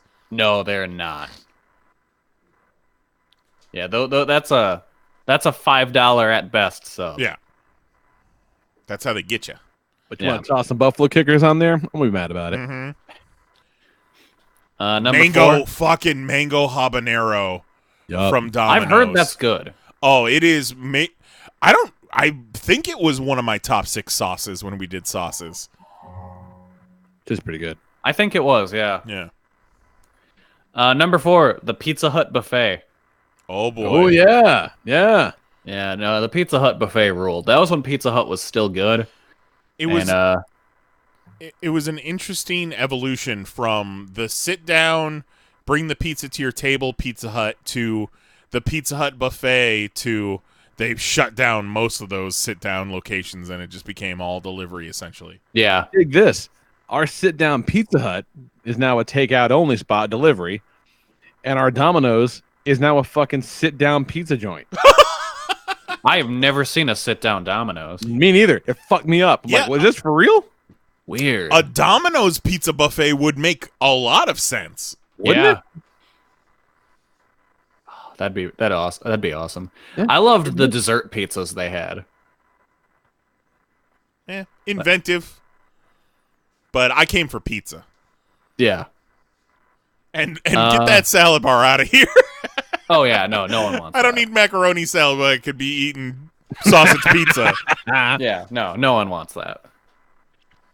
Let's see, number 3, some local thin crust places. We got Toscana, which is my favorite. Ned's and Marco's, they're both real good. Yeah, shouts out. Respect. Yeah, but you gotta. It's a feeling out period for those local places. Like, you know, you just go either way. Yeah, you just gotta kind of close your eyes and hope for the best. Yeah. Number 2, New York dollar slices. Yep. Respect. Love just walking around. Lee and I's first New York adventure. Just whenever we'd see a place with cheap slices of pizza, we'd eat one. Yep. I got $1. Smart on boys. the way to dinner. Let's get a slice of pizza. Yep. Yeah, that was the best. For those not in the know, the dollar slices, that's cheese only. Yeah. Like, you're not getting any pepperoni, you're not getting any sausage, you're not getting any fucking crazy shit on top of it, but it's worth it. Oh, definitely. Yeah. And the number 1, my go-to pizza order. It's gonna upset Lee. It's pepperoni and pineapple. Nice. I don't often see pepperoni and pineapple. Yeah, that's my go-to pizza order. Smart, though. No, I mean, it makes sense. If you do ham and pineapple, why not go pepperoni and pineapple? Yeah. Ham is a lesser meat to pepperoni. It is. No argument there, for sure. That's my list. A solid list. Bless. Except for the bullshit at the end. All right, going to the Discord. Nice. Which you guys should fucking sign up for at discord.panelsonpages.com. Juan hits us up. Number 6, I. Number 5, don't. Number 4, eat. Number 3, freaking. Number 2, Pizzixa. Number 1, period. How's that for punctuation, Lee? Oh, the spelling fucking sucks. Yeah, the punctuation's great. The spelling sucked. He had such a great bit set up, and he misspelled pizza. Fucked it up. So yeah, Fucking Juan doesn't nice eat little pizza. Juan doesn't eat pizza because he doesn't like wet food. I don't get it, man. I don't. You can't trust a motherfucker that doesn't eat pizza. He's the dry white toast guy, but it's dry chicken fingers. You can't trust a motherfucker that doesn't eat pizza. It's weird. Very strange, man. Get your life right. Ben I don't think this old dog's learning any new tricks, Lee. No, probably not. Ben writes in number 6, Herman Cain, the founder of Godfather's Pizza, and so far, the only presidential candidate whose catchphrase was "Shucky Ducky." Godfather's Pizza. The first time I had Godfather's Pizza, it was in a gas station, and it is some of the most unremarkable pizza I've ever had in my life. And at some point, we're like, this guy that invented this shitty pizza should be president. And barring that, the chair of the Department of Housing and Urban Development. Because, sure. No, you're mixing up your black presidential candidates, Lee. No, is that not him? No, it's fucking Sleepy Town guy. The brain surgeon is the HUD secretary. What the fuck's his name? Oh, that's right. That's right. It was unremarkable. He did not say Shucky Ducky, so I remember his name. Yeah, but I remember being like, what the fuck? This guy's apparently like one of the best brain surgeons in the world. But they're like, nah, urban development. I'm like, all right. I see what you did there. Because black? Ben Carson. Ben Carson. That's it. Thank yeah. you, Juggalo That was the one, John. yeah. That was the one. Yeah, Herman Cain was just a fucking maniac. Number 5, solid pull here. Square school lunch pizza. Greasy yet filling, and for some reason we always serve with corn. And that's true. You can't get that shit anywhere else. I never was about that pizza. Like, it didn't even register as pizza to me. Like, if you grab a corner of it and tug, everything comes off in one piece. Like, it didn't smell like pizza. Like, it physically made me ill just smelling it. Zoe hates that shit. Yeah. She can't. It's that stuff's gross. But like, I get it. I get if you're into it that it's a nostalgia thing. Number 4, Mr. Gaddy's Pizza and Games. Jay, we have one of those around here. I used to, at least. A frequent Friday night hangout as a kid. Way more chill than Chuck E. Cheese, and the pizza was not only edible, it was actually pretty decent. Nice. Number 3, eating Giordano's pizza with Ernie the $1 Million Geek in the McCormick lobby during CTV 2013. Like, Attitude Era, man. That maniac. That fucking maniac. I think he's on the Discord, isn't he? Yeah, damn right he is. All the cool kids are. He has showed up. He hasn't interacted much, but he's on there. Number 2, Joey's House, a pizza in Nashville, a family favorite that is always a must whenever we visit our state capital. And number 1, Pizza the Hut from Spaceballs. And it is both disgusting and yet slightly appetizing. Lovely. Yeah. You're delicious. What you got, Mahoney? Fucking representing on the East Coast, so they make real pizza? Mahoney had a will emergency, so I don't know if he'll be back or not. I've had those emergencies. I'm familiar. What you got, Knize? All right. Pull up my notes. Shout outs to Cartoon Pizza. I'm talking Ninja Turtles. I'm talking All Dogs Go to Heaven. When you got that animated pizza, the impossible drip. Yeah, where the stretch and it's always so drippy and it's just all primary colors. Like, I want a wall in our next house to be painted like Cartoon Pizza. Kelly talked about Lunchables pizza. Like, I'll still get that shit to this day. Like, it's got to be on sale. Like, it's got to be like buy one get one or like on discount. My wife rolls my eyes every time I do it, but it's fucking cool. It comes with a Capri Sun and a Nestle's Crunch. I got my method of how I make it, and it's the perfect way to do Lunchables pizza. But yeah, all those like crappy at-home pizzas, the Lunchables, the Totino's, the Bagel Bites, the Pizza Rolls, love them all.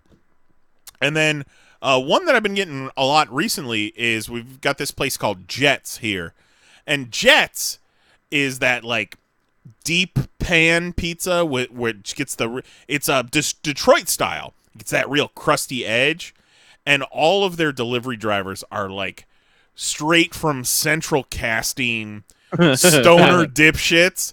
Like, the Jets is always getting our orders wrong, but it's delicious. And we've only been getting it since Mary's been eating vegetarian, so like our go-to is extra sauce, well done, so it's extra crispy, and then we do pineapple, black olives, and jalapeno on it, because you get that sweet, salty, spicy. I know, Lee. I get it. On to my real list, because that Jets, it hasn't been around long enough to make my top 6, so I just wanted to give it a little shout out. Number 6, Showbiz Pizza, barbecue bacon. I have vivid memories of going to Showbiz. Showbiz eventually turned into Chuck E. Cheese, and I have one vivid memory specifically of going with my grandfather, getting a barbecue bacon pizza, and then going back to his house and watching the Never-Ending Story, and that just has stuck with me forever. And Showbiz Pizza was not bad, but it was different. It was a different type of pizza that just kind of stuck with me. My number 5, it's a tie between, both of them are Domino's pizzas. One is Domino's Bacon Cheeseburger, which was the pizza of sleepovers in 1990, 1991. It was like they just came out with it. It was just like ground beef, bacon, and extra cheese. It was still like regular sauce on it and everything, but it was a go-to whenever I would sleep over at Johnny Jarmus's house. And then tie that with Domino's India had a pizza called the Chicken Dominator. Oh, okay. And it was because, they don't eat beef in India. So it was like sliced grilled chicken, like ground chicken, and then chicken sausage, just a mound of it on top of this thing. And fucking might be too much chicken. It was a Chicken Dominator. Yeah, I feel dominated already. Something about sitting in a hotel room in Bengaluru eating a Domino's Chicken Dominator pizza while watching Batman and Robin on cable. That just sticks with me. Number 4, Papa John's Perfect Pan Pizza. It was like 2004, 2005 they came out with. It was square, and it was very similar to their regular pizza, but it was just a little deeper, little thicker. Okay, all right. And the go-to was Hawaiian barbecue chicken with that. So, pineapple, grilled chicken, barbecue sauce, sometimes black olives if I'm feeling frisky. My number 3, Domino's Steak Fanatic Pizza. One of the most interesting flavor profiles of a pizza I've ever had in my life. It was essentially trying to mimic like a cheesesteak, and it was ground meat, ground steak, like sliced steak, almost like a roast beef style or like a cheesesteak style. Okay, and then a lot of cheese. And then the sauce was like a cheese sauce instead of a marinara. So fucking hungry, you guys. When Mary came home and I was talking about doing dinner tonight, she was like, "Oh, I figured you'd say pizza since you're doing a top 6 pizza tonight." I was like, you make a great point, but I didn't fit on the mummy yesterday, so maybe we should eat some vegetables tonight. Let's see." And it came with onions and mushrooms on it, but I always got it without because I don't do onions. I generally don't do vegetables on pizza unless you're talking like a jalapeno or a black olive. That's just not. This ain't it, fam. But it was. It burned bright and fast, that Steak Fanatic pizza, and it was gone shortly thereafter. My number 2, just any New York slice. I'm going to single out Two Bros because a lot of good memories at Two Bros. The cheese pizza is great, but I also liked getting like the fancy ones that they would have.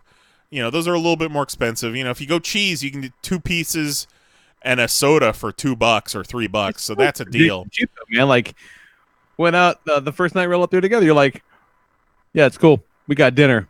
But we fed fucking 4 people for like $14. Right. Yeah. But then if you start getting toppings on your pizza at a place like that, that's when they really start to get you. That's when it turns from $1 slice to a $5 slice. Yeah.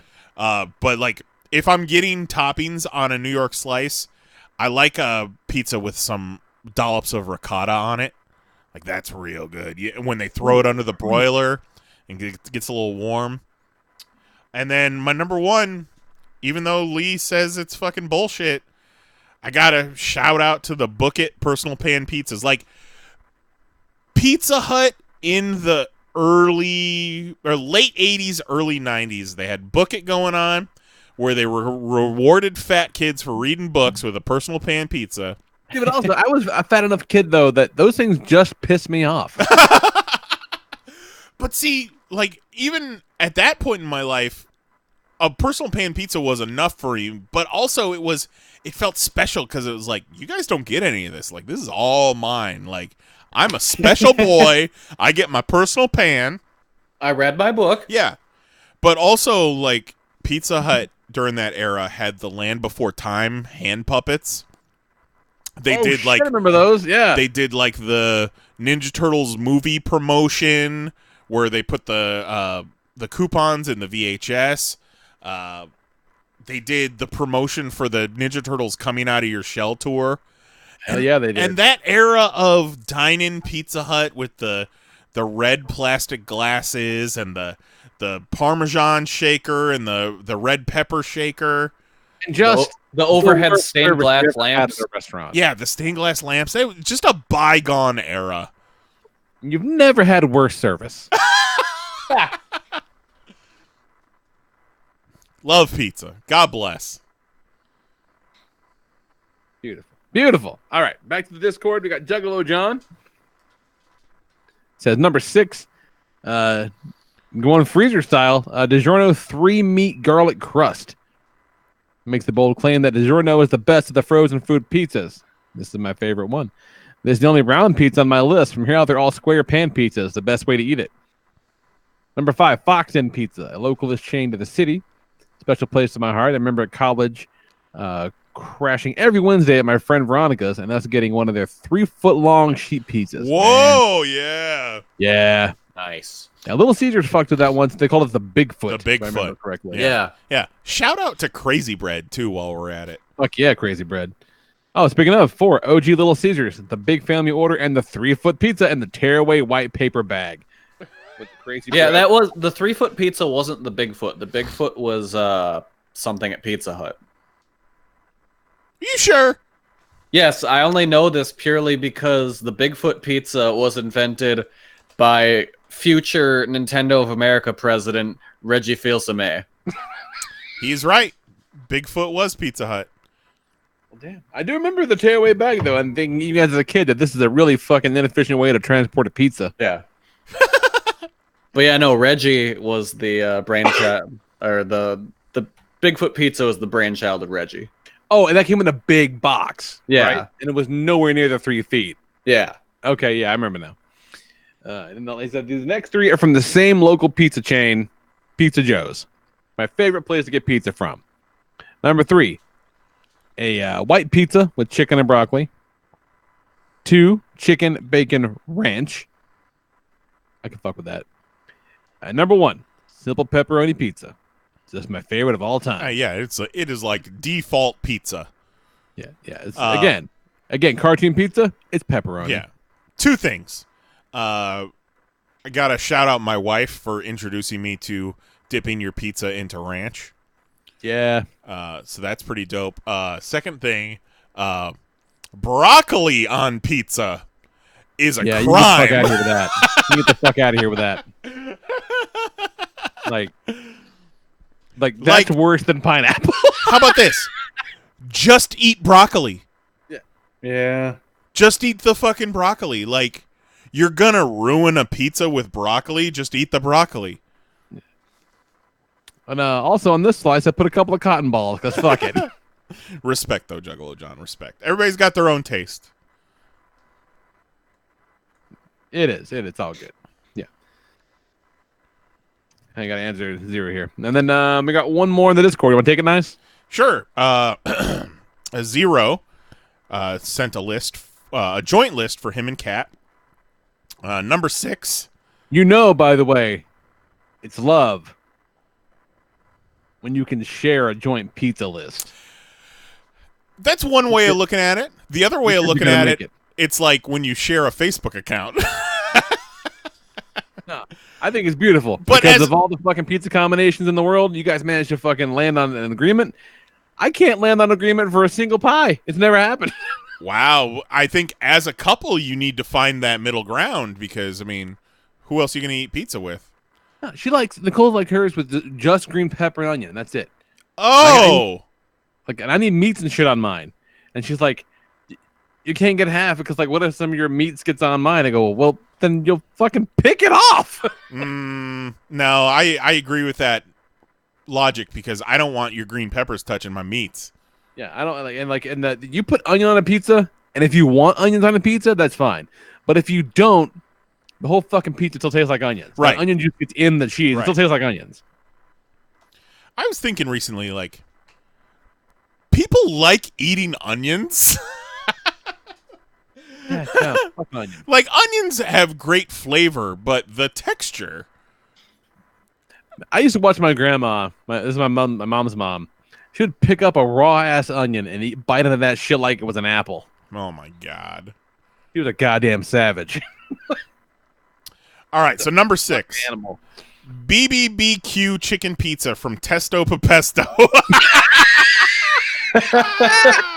Hey, I'm a Testo Papesto. Dr. Mario. My Joycon got the drift. There's a little place down the street that we discovered last year, and hands down, it has the best barbecue chicken pizza we've ever had. In addition to the regular toppings, they put large slices of Gouda cheese on it. Yes, please. A 16-inch pie is only $12 on Thursdays, too. $5 breakfast pizza in Las Vegas. I don't remember the name of the place, but it's located in the shopping area between Excalibur and Luxor. On a whim, we decided to try their morning hangover pizza. Brown gravy in place of sauce. Sausage, thinly sliced potatoes with cheddar on top. Brown gravy? Yeah, I completely forgot. One of my mom's things, and we do it on Christmas mornings a lot, is she does a breakfast pizza, but it's a biscuit crust with potatoes, cheese, sausage, bacon, eggs, and then you pour sausage gravy on top of it.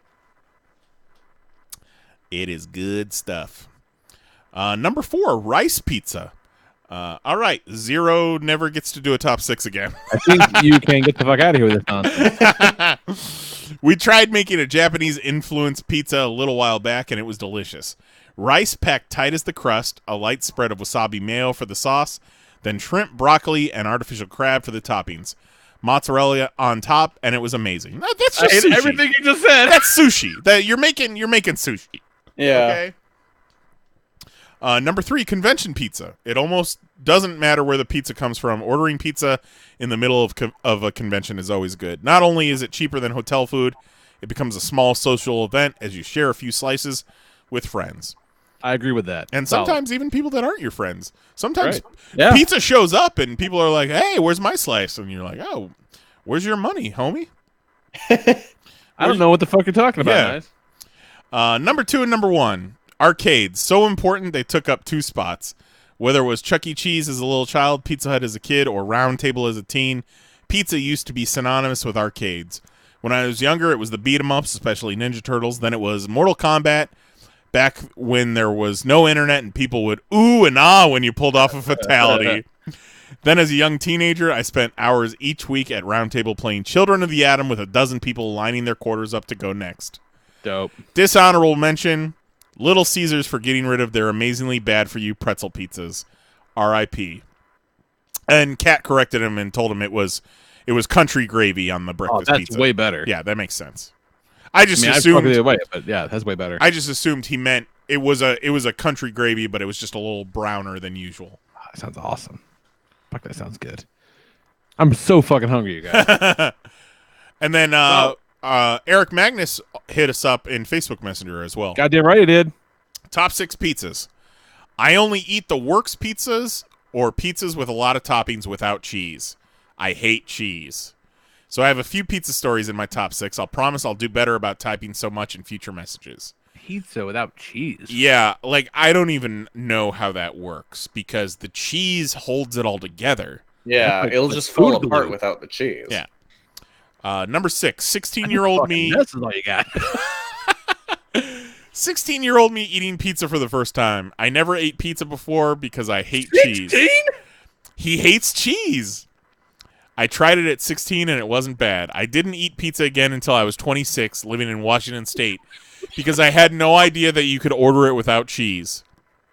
I also never ate cheesecake because it had the word cheese in it. You know who else didn't know you could order without cheese? The guy you said you wanted the pizza without cheese. Like, what? We didn't have a button for that. Eric Magnus in the chat says it works. Trust me.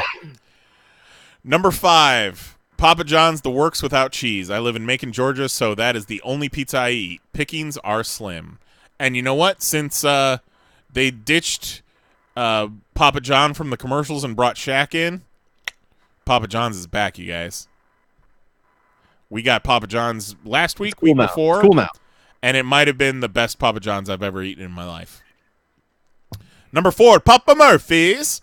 I was living in Washington State for 4 years, and it was a pizza chain that you get the pizza at the restaurant and then bake it yourself at home. I used to get a large or extra large pizza with a lot of toppings, and I would get their chocolate chip cookie dough. Then I would go to McDonald's, get 8 hamburgers, a few orders of fries, and that was my cheat meal for the week. Holy shit! Are you Dwayne The Rock Johnson? Number 3, the restaurant that I forgot the name of when I lived on Kamisaya Base. Kamisya. I always ordered the same pizza I described above. I only say this because of the 2 cute girls who worked there. My God, they were gorgeous and cute as fuck at the same time. It pained me to leave that base and move to Atsugi. Atsugi. Canceled. Yeah, don't do a voice. What are you doing, Jose? Number 2, Anthony's Pizza at Atsugi Base. No, stop it. That was my main pizza chain when I lived and worked in Japan. There was Pizza Hut and Domino's in Japan, but I saw their menu and was like, I'll stick to Anthony's. I only mentioned it because through Anthony's and Popeye's Chicken, I introduced my Japanese girlfriend to sugar-free Kool-Aid. It was like crack to them.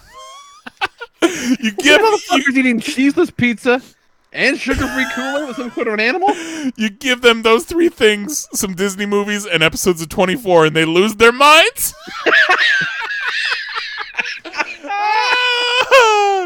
The key to a Japanese girl's heart is sugar-free Kool-Aid, Disney movies, and episodes of 24. Take notes, everybody. The panties drop. 24. Next time you go to Japan, Kelly, you know what to do. Bring a box set of 24 with me and be like, y'all into Kiefer Sutherland? Oh, that's fucking great. I got Hercules on VHS. Hold on. You ever seen Lone Survivor star in Kiefer Sutherland? And number 1, this isn't a restaurant, but a story involving pizza.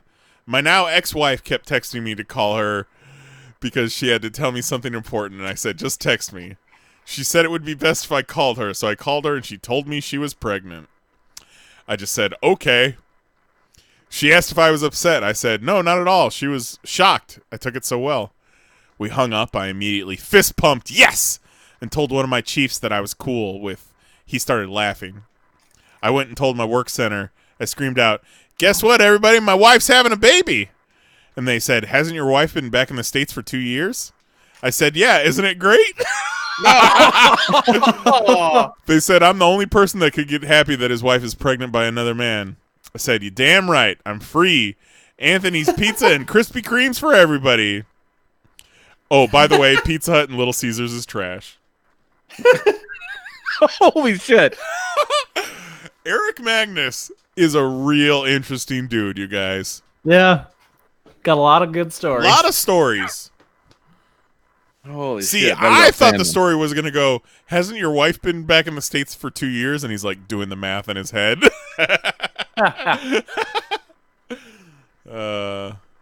Bless you, sir. Outstanding. Well done, everybody. Pizza's great. Order yourself a pizza this week, guys. You deserve it. Say, I'm a little bit disheartened at the sheer just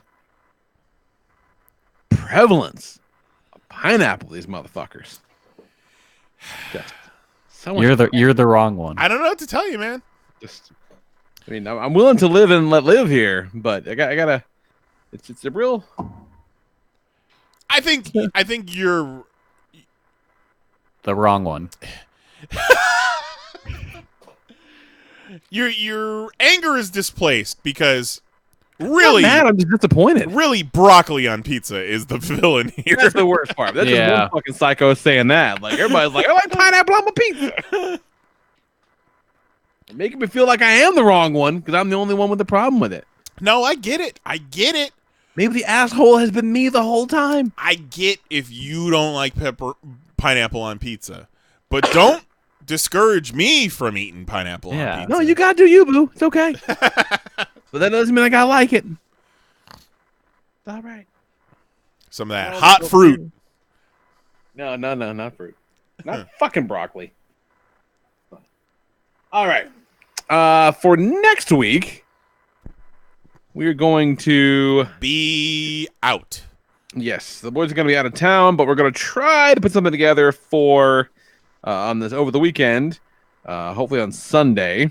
Yes. Keep an eye out for that. We're going to maybe record a little something to put up for download for next week. So no top 6 for next week, but maybe we'll pull a little something up for you guys. Keep an eye on Twitter, Facebook, Discord, all that for what's going down. Possibly Sunday night around same bat time, same bat channel. You know. Yeah. And if you want to get involved and watch have a little something going on, get the Discord ahead of time because we're gonna do some cool shit in Discord, so that'd be fun. So let's talk comic books. Get the fuck out of here. Whoa, boy. The problem with comic books is the ink comes off on your hands. Every time you turn the page, you have to wash your hands. Zero in the chat says cheeseless pizza is worse than broccoli on pizza. I don't like. I would go so far to say is like, if it doesn't have cheese on it, is it even pizza?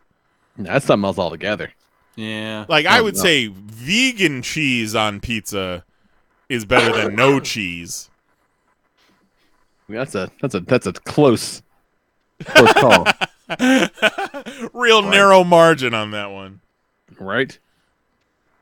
At least with vegan cheese they're trying. Yeah, at least they're kind enough to tell you the lie. Yeah. As opposed to just leaving it open. All right, so I've not been loving Tony Stark Iron Man. It's not been like the best. But now he's fighting the crazy Ultron Pym, and I do like that.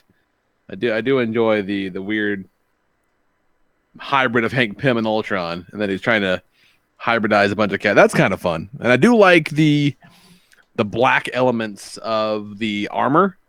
Yeah. I think the armor looks great. I like that a lot. And I wish they would put that in other books. It's a really slick design. But it's just not great. But I don't know. I'm on board for a little while longer at least. See how it goes. Real big fan of Second Coming. That book's so good. By Mark Russell and Richard Pace.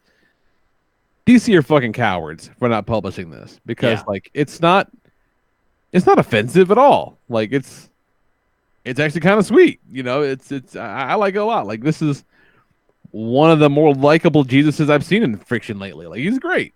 Like it does that thing that Mark Russell does so well where like it's really funny, but it's also really poignant at the same time. Like it's good jokes and it's good character stuff, but he's also saying something without being like overtly preachy, which I think is a really hard line to walk, man. But he does it really, really well. Yeah, it's a good skill to have. Yeah, and not everybody's got it. Like it. In fact, most people don't have it. But he's killing it with this. It's fun. What else? Death's Head #3 came out. It's fucking great. I'm very sad that this is a 4-issue miniseries. I'm hoping they get their shit together and say, no. We're going to make 1,000 issues of this because it's the best. Yeah, I'm hoping we get more. It's so fun. Like if they just kind of do like every couple months do one of these where it's Death's Head interacting with unlikely allies, because who the hell would have thought that Death's Head with the Young Avengers would be great? And it's so great. So I need a lot more of this. I believe Teenie Howard, who is the writer for this, I think she's writing that Strike Force thing that comes out tomorrow? Yes, she is, and I believe she's also writing Excalibur coming up. All right. I'm in the Strike Force. That's a wild team there, too. Yeah. That's a fun one. That's weird. And then, that's pretty great. And then I'm liking Once and Future. Kieran Gillen and Dan Mora over at Boom doing some crazy stuff with a wild-ass, like, zombie King Arthur. A zombie, nationalist King Arthur. Yeah, no, that book's really cool. Yeah, it looks awesome. It looks beautiful. You've only seen, read, watched, whatever, like 1,000 King Arthur stories, but you're not seeing this one, which is kind of neat. Like it's Always refreshing to see somebody do something new with something you've seen a million times. It's very good. Also good was Romance Comic Batman. Very good. Yep. Just man, that Clay Man can draw the shit out of some comic books, you guys. He really can. Like he should do this for a living. Very, very good. Well, then he better get out of comic books. Oh! But yeah, real good stuff. Real good stuff. And it's fucking real sweet shit. But it's not going to be sweet for long. They're going to kick the shit out of Bane. It's going to be great. It's going to be good. And then Absolute Carnage, number 3. That book is still fucking wild. Yeah. And it's just gorgeous. Like, there's nothing not to like about it. This one was kind of quiet, you know, the kind of the end of Act 1, it seems like. And then he gets real crazy towards the end, man. But I fucking loved it. It was great. Just gorgeous. We haven't seen it happen yet in the tie-in issues, but apparently the latest Venom Spawn Sleeper bonds with a cat. Yeah, I'm very excited about Symbiote Kitty. Yeah. Fucking 4-eyed Symbiote Kitty. Sign me up for that, because, you know, fuck cats. But I could be friends with that cat. That cat's all right. Yeah. Also, like when they're fighting Carnage in the street, and Eddie wants to go save Scorpion, so the symbiote's like, fine, and just fucking ejector seats him out of his back. Like, fucking go, man. Like, you take care of him, I gotta take care of this asshole. Like, I like it. I like Donny Cates did a really good job with the Eddie symbiote relationship. And again, not everybody does that well, but he's so fucking good at it. Because this is a guy who fucking loves him some Venom. And it shows. So, yeah. What else you got, Kelly? So I don't know why Inferior 5 exists, but I'm really happy it does. All right, educate me. So you remember the DC crossover Invasion, right? God, vaguely. With the aliens that show up, and Todd McFarlane drew a bunch of it. That's what I'm saying, yeah, like vaguely. So this is like a direct sequel / tie-in. Yeah, tie-in to that. It's plotted and drawn by Keith Giffen with a co-plot and script by Jeff Lemire. And then there's also a 5-page backup featuring the character Peacemaker, written and drawn by Jeff Lemire. Okay. I have no idea why this book exists, but I'm really glad it does. That's the Dominators, right? Was Invasion? Yeah. That's fucking weird. Okay. Yeah, it's such a weird choice. All right. And then Lee, did you are you aware of what happened in House of X this past week? No, but go ahead. Okay. So they explained why. Maybe I am. Is this the one with fucking gold balls and shit? Fuck yeah, it is. All right, go ahead. So they explained why all these characters that they had killed off recently are back. Because there are 5 mutants that, when they use their powers in tandem, can basically just resurrect people from the dead. Because you use gold balls as eggs. God damn it. You implant them with stuff you use Proteus, however you say his name, to mess with them, the eggs, to give it an embryo or whatever. You have the one yellow kid from the new X-Men book from a few years ago that can... Elixir, right? Yeah, Elixir. Yeah, Thank you. okay. I couldn't remember his name. He can give them life. You're giving me crap for doing voices, but you're over here calling somebody Yellow Kid? Oh, he's yellow. Look at him. And then there's some other people in there that I've forgotten about because I'm tired. But they, and then once a week, Xavier takes a copy of everyone's mind and puts it in Cerebro, and then they implant those into the eggs, and people are born. Yeah, so everyone's backed up in the cloud now. Yep, all the mutants are backed up. That's so fucking dumb. I love it. It's so fucking dumb. That means you can just kill off anyone and just bring them back. It means there's no stakes. Exactly. There's no stakes. But what if they don't bring you back? You know what? Here's the thing, man. Craig's a real asshole. Yeah. Being a real Craig. He ate my sandwich. It clearly had Wolverine written on it. Yeah. So fuck him. We're not bringing Craig back. Yeah. And the issue ends with them, the X-Men opening the doors of Krakoa to all the mutants, including all of their enemies. And so here comes Apocalypse and Mr. Sinister and Exodus and all those guys just coming to hang out on Mutant Island. I hate it so much. I hate it so much. It's very good. Oh shit, but speaking of Mr. Sinister, Dead Man Logan featured an appearance by Mr. Sinister. Have you been reading that? Oh yeah, he was real fat. But like he's real fat, fucking around in a wheelchair, but he's still wearing that stupid ass shirt. Yeah. Which is kind of hilarious. That's a good bit. Man. I don't get it, man. I'm glad you like it. But everything I hear anything about it, I'm like, this all sounds real dumb. It's very good. But I mean, Hickman's Avengers run was full of big, weird, dumb shit like this too. Like that's a guy who clearly worships at the altar of Morrison for sure. It all sounds very Morrison-y. So it's different than Morrison stuff, but it's in the lane. Yeah, I mean, it's just in that they're big ideas. But like in terms of pacing and storytelling, I don't really think they're much alike. It's that thing that they do where they fuck with the toys without realizing, hey man, other people gotta play with this shit. These aren't just your toys. But all right, I'm glad you and fucking most everybody else seems to like it. Again, yeah, it's the pineapples of comics. 'Cause like I'm the asshole that doesn't like it. I'll die on that hill. I don't mind at all. Yeah, no, it's the best the X-Men have been since like 2006. Bold words, sir. What else you got? Anything else? Nah, that's it. What you got, Knize? A few of the things I've been watching this week. The King of Comedy is on Amazon Prime. For those that aren't in the know, King of Comedy is Robert De Niro as a crazed super fan stand-up comedian. Oh, they got Joker up there already? Well, that's what I was getting to. And he kidnaps Jerry Lewis, who's like the Johnny Carson of that era, so that he could get on Jerry Lewis's show and do a stand-up routine. And directed by Martin Scorsese.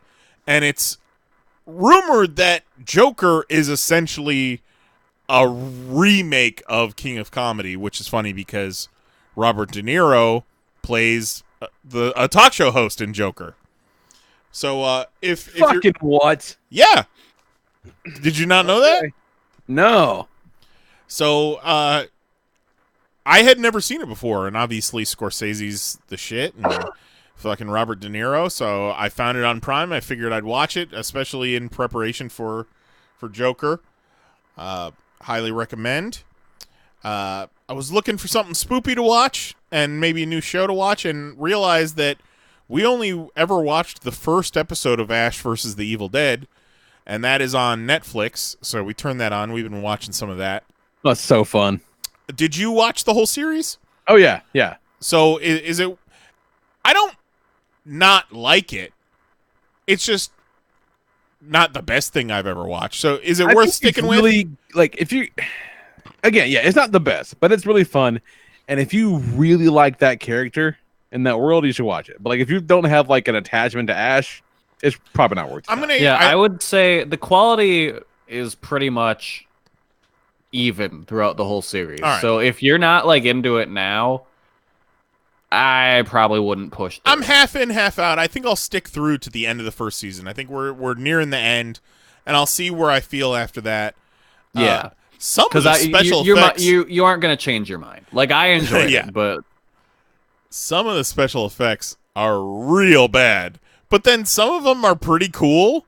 Like the one demon that they summon that, like, its face and its mouth don't move, but everything else is like super jittery. Like, that's a cool effect. Yeah.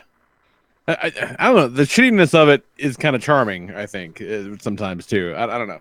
Like I liked what they were doing, but like even as a big fan of those movies, like it's not like the best shit in the world. Yeah, I liked it though. It's fun.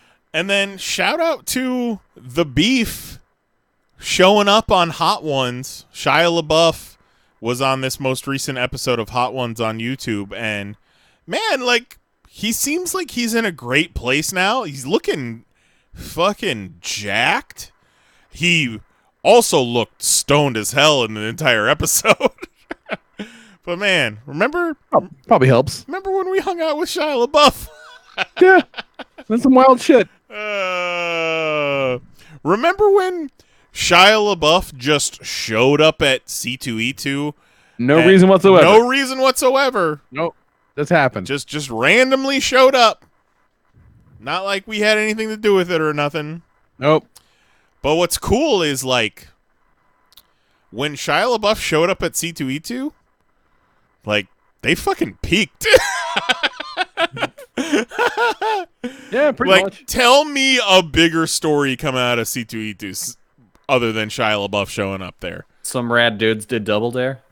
Well, that was fantastic, but apparently no one but the 150 people that were watching it gave a shit. But no, there was way more people than that. We know in our fucking packed. We know in our hearts that was fantastic.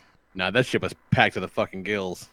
I was trying to throw out a conservative number there. No, it was like 1,000 people. It was there. like It was 9,000 people. It was the main stage, and every chair was full, and they were standing in the back. The shit was standing room only by the time we were done. It was a spectacle, goddammit. I'm not bitter about it at all. Like, that should be our jobs now. That shit was great. And that's it. Soothing thoughts. But yeah, check out Shia LaBeouf on Hot Ones. Like, that's the guy I remember. Like, just fucking real cool, real friendly. Like eating chicken wings, shitting on Chad Michael Murray. Yeah, just a human person. Not the cartoon character he became. But you know what? Who amongst us hasn't had a cartoon character face? Been there. Knize 2010. Oh, God. All right. Let's fucking take this thing home. Mm-hmm. So, next week, no live show on Tuesday, but we'll hoping to do a little something on Sunday. Yeah, so keep an eye on the Discords and all the Twitters and shit. Yeah, if nothing fails, we'll hopefully do something Sunday night, and that will hopefully be available for download that week. Yeah, for sure. And then we'll be back in 2 weeks. Doing what? I don't know. It'll be something fun, though. Yeah, it's going to be October, so we've got some movie nights planned. We got some top sixes in the can, so keep an eye out. We'll let you know. We do no fuck around for Halloween, you guys. We do October right, so. Oh, tell your man. friends. Fucking me and Mary this past weekend.